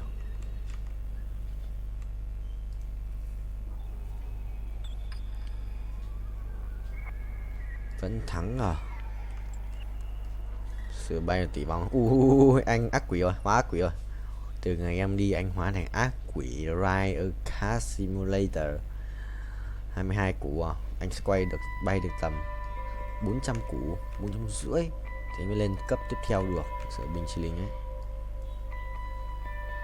Nhanh mà nhẹ. Ui, bay nhanh đét. Tốc độ sự vua. Tốc độ sự vua ấy, tốc độ sự một đẳng cấp Pro VIP. Chuẩn không vậy. Thắng được không vậy? Rồi còn mỗi quân cho gát sẽ làm chi? Còn mỗi cho gát làm chi? Cho gát 2 mũ thích nghi à? Làm chi? Ui thổi đau phết, đùa. Ê, nó thắng được cái cút đấy. Ê, nó thổi chết Zone này. Không chết được. Có 2 cái mũ kia đều chết được. 2 mũ đấy chỉ là kích thêm sát thương phép. Xong rồi. Quả trắng mới là của mình rồi, chắn luôn. Đi chợ 100 máu bốc lửa. Đồ Zone này cái cục đấy sự xịn không? Bàn là chắn à. Đồ cổ này 15% hút báo chủ sở hữu đồng minh được đấy. Cái ui mất lắc rồi. Còn những cục kia, còn cục vàng. Lấy một cục vàng đi. Rồi trở lại cái này. Ha sorry. Mày bay cao, một lần bay được tầm 40 triệu. আব্বা আম্মা যদি তোর ছোটকালে জানতো তোর হাইটের লগে তোর গাদামির হাইটটা একটু বাড়বো, তাহলে নিজ দিয়ে এমনিতেই 6 ইঞ্চি কেটে দিত, তোর আর গাদামি বাড়তো। শুন, আব্বা আম্মা যা বলে তা কর, বিয়েটা কর, আর আমার রাস্তাটা একটু ক্লিয়ারটা কর। ও, আমি তোমার পথের কাটা না। তোরা কেউ চাস না যে আমি পড়াশোনা করে এই নিজের পায়ে দাঁড়াই।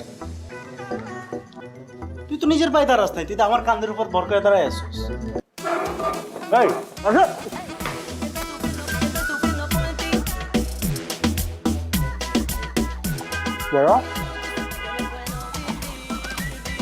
এই কি তোরা সকালবেলা এরকম কান্দতেছিস কেন?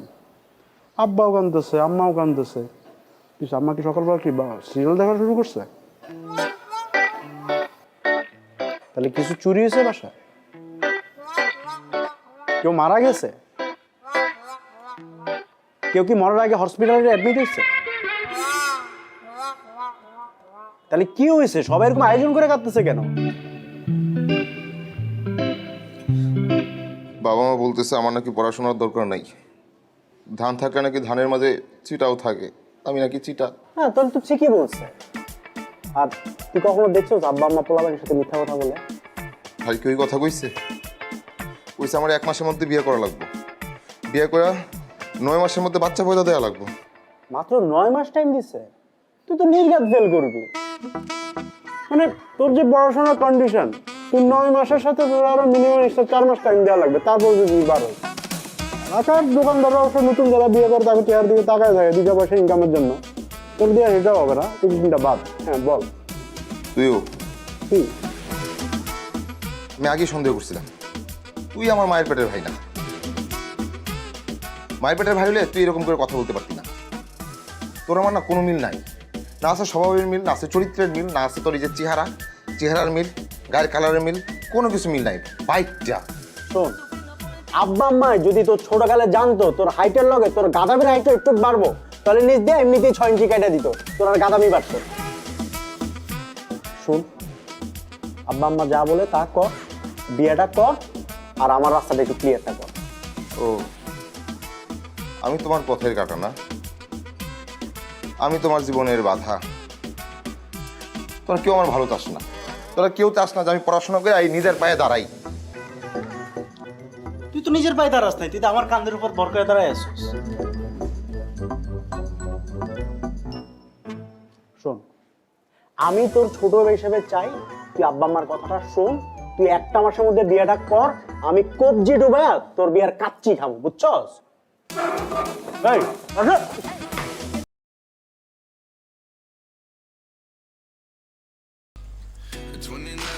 Bay phun sợ cờ si chi gai bay ô bay đều bay bay không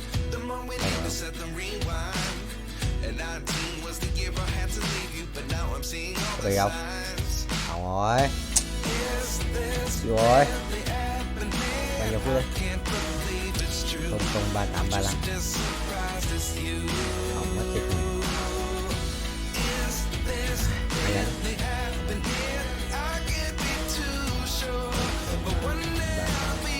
yes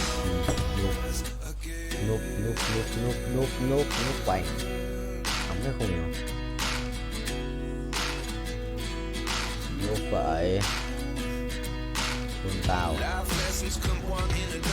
ê cái con này họ chấm mà mấy con bằng kia là họ chấm hết chẳng biết là bao nhiêu wow tôi cài là lúc đó mới được thầy ơi đi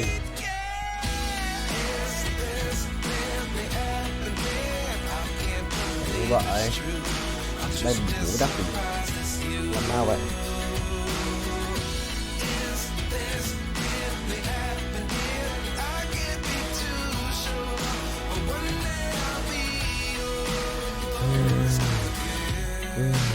chuồn tao mày chuồn tao mày thích làm hỏng cho mình không lợn này xiềng vang có trang bị đặt xong để quyết định cuộc chơi tính Timor đánh con bài Timor búp sẽ kim Timor quá cay xa nhá nhưng có ấn độ được để dành Timor số gì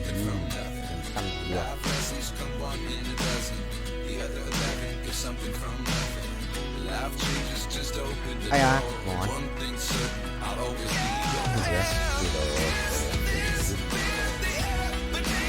rồi này ghép được đỡ đau rồi tay bên tay xa đau hai là đau ba là đau nữa ba là đau hai cái lực vẫn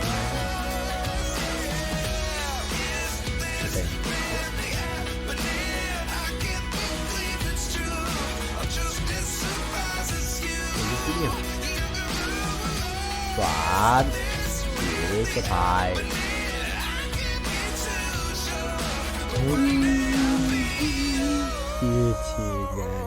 nước này để cho tự bay চোখ বন্ধ করলে তুমি যে কি করবে আমি জানি না কি বলো, কি করবো? জানি জানি আমি বন্ধ করো না, চোখ বন্ধ করো। সত্যি কিছু করবে না তো 100%। ঠিক আছে করলাম Will you marry me? Mobile নতুন মোবাইল লাখ করছো কি তুমি থ্যাংক ইউ সো মাচ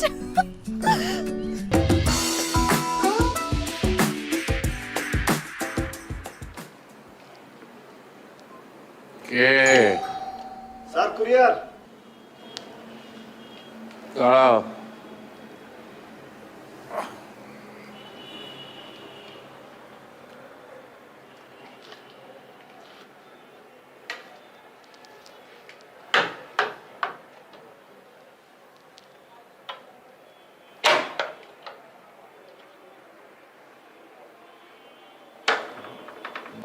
ওরা তো বাসায় কেউ নেই, তুমি টেবিলের উপর রেখে দিয়ে যেতে পারবে? জি জি স্যার, অবশ্যই স্যার।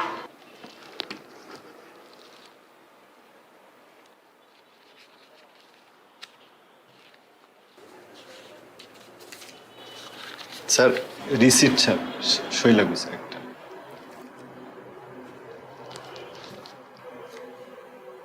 কলম দাও, কলম। স্যার বাইক থেকে নামার পরে স্যার কলমটা খুঁজে পাচ্ছি না স্যার। স্যার একটা কলম হবে?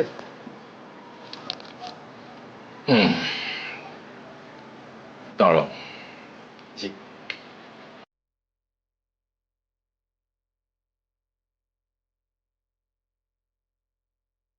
যেহেতু আমার লোন দেওয়ার মতো লোকের অভাব, তাই আমি প্রথম পদ্ধতিটাই বেছে নিলাম। নিজের জন্য নয়, এই জীবনে প্রথম আমি চুরি করলাম।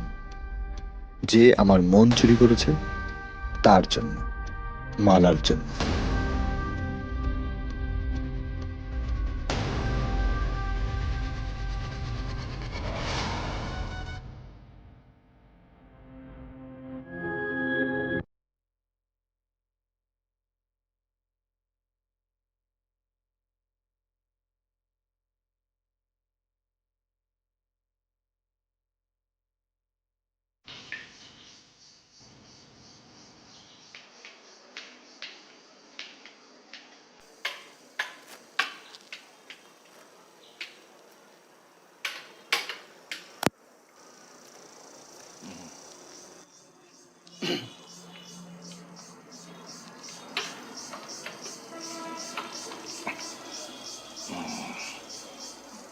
ঠিকানাটা কি আছে ওখানে? জি স্যার। ঠিকানা স্যার আলেকজান্দ্রিয়া, ইজিপ্ট, মিশর থেকে আসছে স্যার। ও মিশর। মিশর তো দারুণ একটা জায়গা, বিশেষ করে অ্যান্টিক্সের জন্য। আমি যতবার গেছি মিশরে, ততবারই আমি কিছু না কিছু নিয়ে এসছি সেখান থেকে।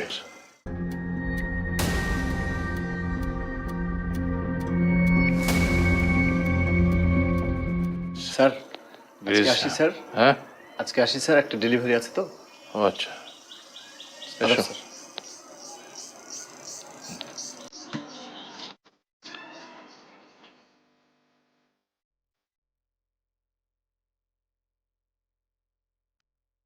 অন্ধপুরের ঘড়ি বিক্রির টাকায় মালার জন্য একটা ভালো মোবাইল কিনে ফেললাম।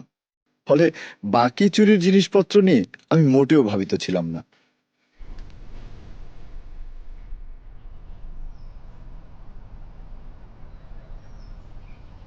মালা, আজকেও দেরি করে আসছো। প্রত্যেক দিন তুমি দেরি করো, কি সমস্যা তোমার? তুমি না বলো যে আমার মধ্যে একটা নায়ক নায়ক ভাব? দেখো না সিনেমায় নায়ক দেরি করে ফেলে, নায়িকা অপেক্ষা করে থাকে। আচ্ছা সরি সরি সরি সরি। মন খারাপ করো কেন? তোমার জন্য একটা জিনিস আনছি, বলো কি আনছি। কি জিনিস দাও? কি আনছো দাও না। না না না, তুমি একটু চিন্তা করে দেখো কি আনছি। এত চিন্তা করতে পারবো না তো। বলো, মাথাটা একটু খাটাও। আরে কি ঘোড়া ডিম নিয়ে আসছো, দাও না দাও। আচ্ছা তাহলে চোখ বন্ধ করো। চোখ বন্ধ করলে তুমি যে কি করবে আমি জানি না। কি বলো, কি করবো? জানি জানি আমি। বন্ধ করো না, চোখ বন্ধ করো। সত্যি কিছু করবে না তো? 100%। ঠিক আছে, করলাম। Will you marry me? Mobile, নতুন মোবাইল। লাখ করছো কি তুমি? Thank you so much. আমার একটা ফোন কি দরকার ছিল জান? তুমি এটা কি করছো? দাও দাও দাও। ভালো হয়েছে না? ভালো হয়েছে না? দেখো, বলছিলাম না তোমার, কথা দিছিলাম না, ছবি তুলে দেখো। হ্যাঁ ছবি তো তুলবই, দাঁড়াও। নতুন মোবাইলের প্রথম ছবি তোমার সাথে। আসো।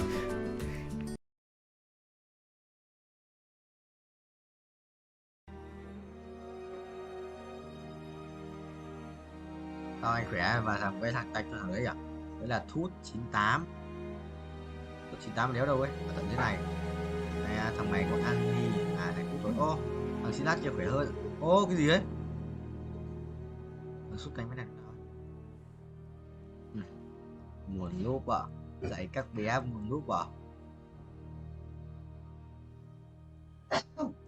Em mọi game này điêu điên.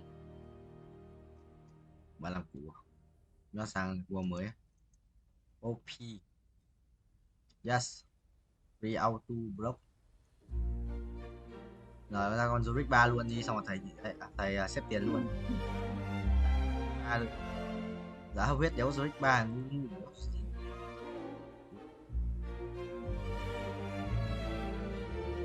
Rồi Red 3 vừa trước là Zurich 3. Còn mẹ làm gì quanh luôn mà lúc.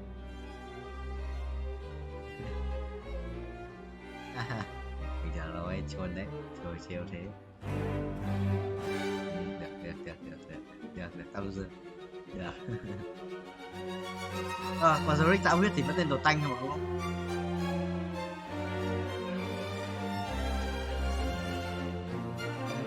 Không như đâu. Em là chưa, có anh thì rồi.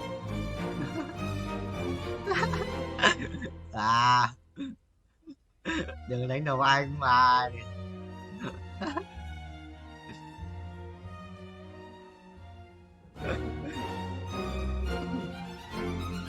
Tán làm đéo đúng không? Tán làm gái làm đéo rồi.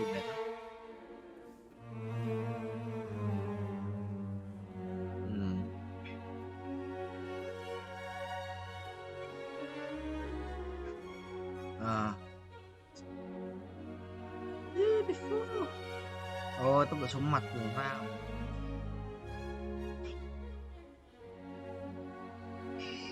Ui đây là tổng tướng sĩ chưa? Loric đã biết tổng tướng sĩ không? Này sẽ dồn hết là 6 mà 94 máu đấy, có thể là 69 máu. Yes. Để rồi trong củ này nhất thành nó trong củ chưa được chứ chắc.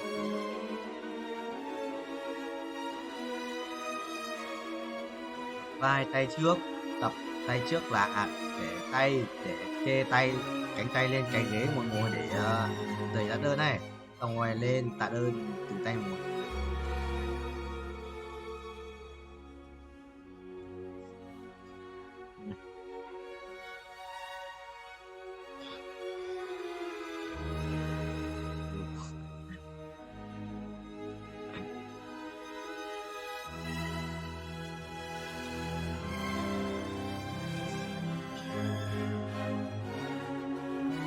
Vậy cũng đi rồi thầy ơi, lùi đây thua lại với cháu ba thì khỏe đấy, chết 7 à, chết 6 rồi.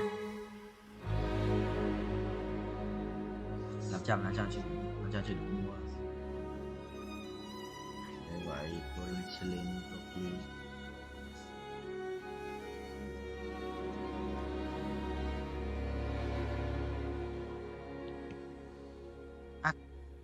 đi ai sống ra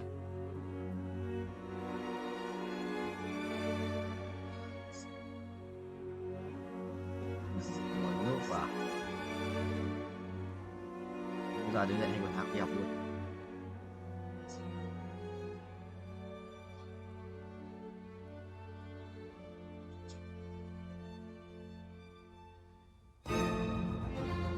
Ai từ từ nó ngửa tay quá. Christian à, cái gì à, token, cái token của game này em dùng như Roblox quay được đó, nhưng mà anh có một tí tẹo rồi, có bao nhiêu cái nhỉ?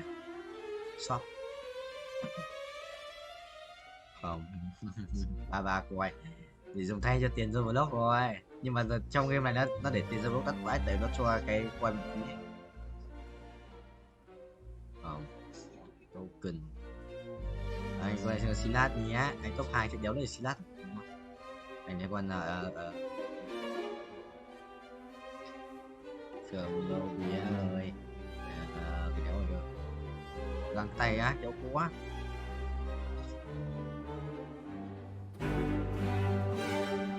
Đéo mà lấy Azit ở chơi Azit vào mấy thằng chơi Azit vào cho đủ kiếm đấy.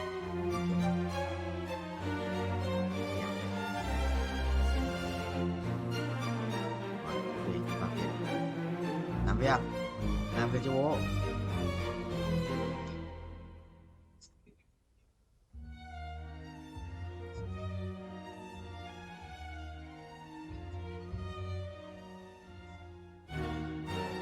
Sắp ba rồi chứ, sắp ba.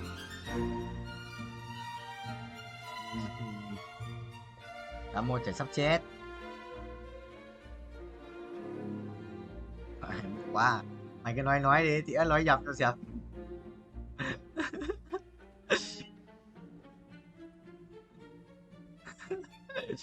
Quỷ nó chịu, đéo có đồ này. Phải lấy, đéo có nói hết nói, giờ đéo có nói đồ rồi. Con ta đất ba đéo làm gì được à? Đây làm rồi, làm rồi, anh chẳng làm gì được.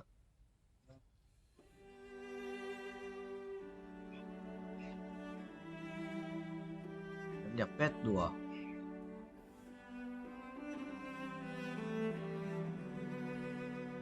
Một con Zozik nữa, một con Zozik nữa. Bắn ăn luôn lên 7 rồi. Đéo ra Zozik cuối. Xì bà. Còn ta chỗ thua tại đánh chỗ và thắng là chỗ mua. Chỗ Việt Nam không? Yes. Just broccoli. Yes. Còn Tuấn nó ở trong này. Còn Tuấn nó ở trong này.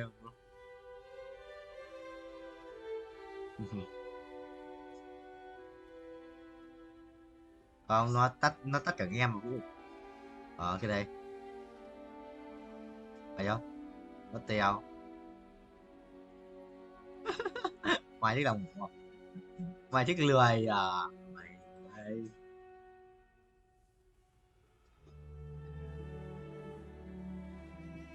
Buổi chiều mấy giờ vào làm cho biết.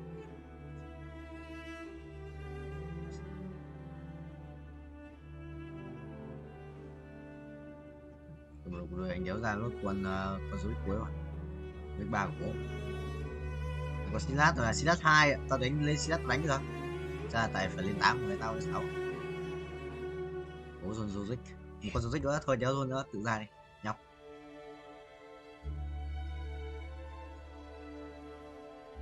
Người chúng nó chết hết rồi đâu.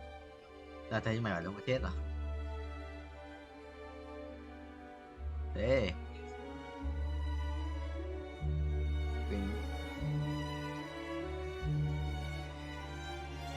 Kinh vậy chồng. Đâu Zozik cuối đâu.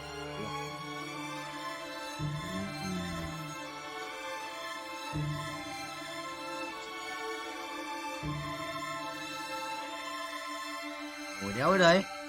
Như vậy.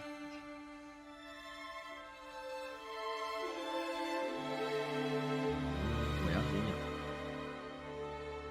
Yes, broccoli. Nhà giáo có đủ đồ cho tất cả mọi quan. Có 2 tỏi ra lấy 2 tỏi ra lấy kiếm ấy. Rồi. Farm nốt tiền lên chat đi broccoli rồi.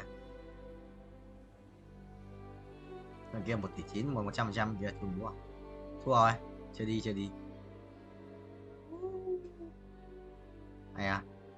Rồi cái kết liễu cái trở được như cứt.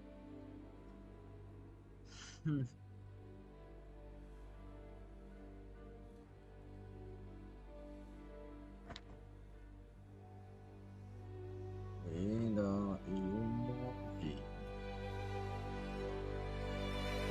Rồi. Chán quá định chờ chán không thôi. Chán quá định chờ chán.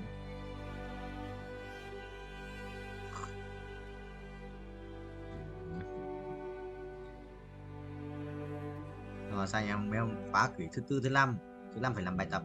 Thứ tư hóa quỷ. Quay từ sáng đến tối đi tập gym, rồi quay tiếp một tí đi ngủ xong. Béo rồi, mày thấy đúng không?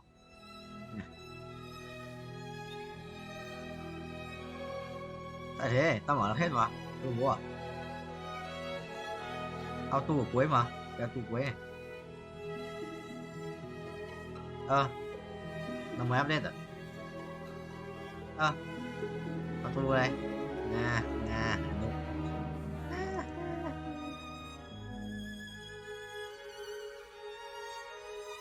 Ngồi dưới kéo đầu ấy, kéo ra. Để mình cười quá.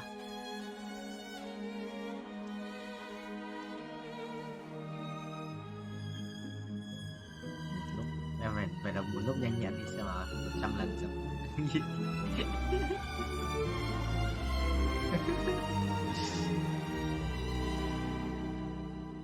À.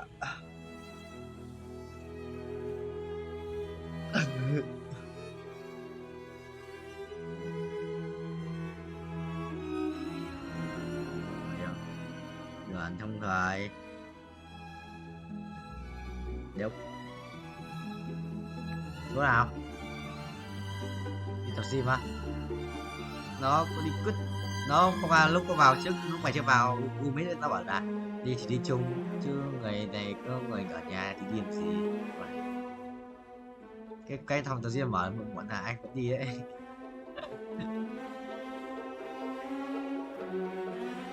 Phải chưa? Đi à? Có cháu nhỉ? Vũ tô tanh.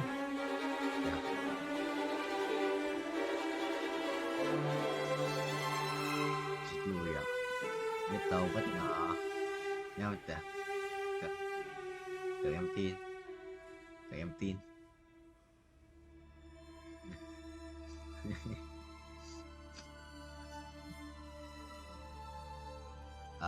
Mày đi cho tao ấy. Đó thì anh thì bớt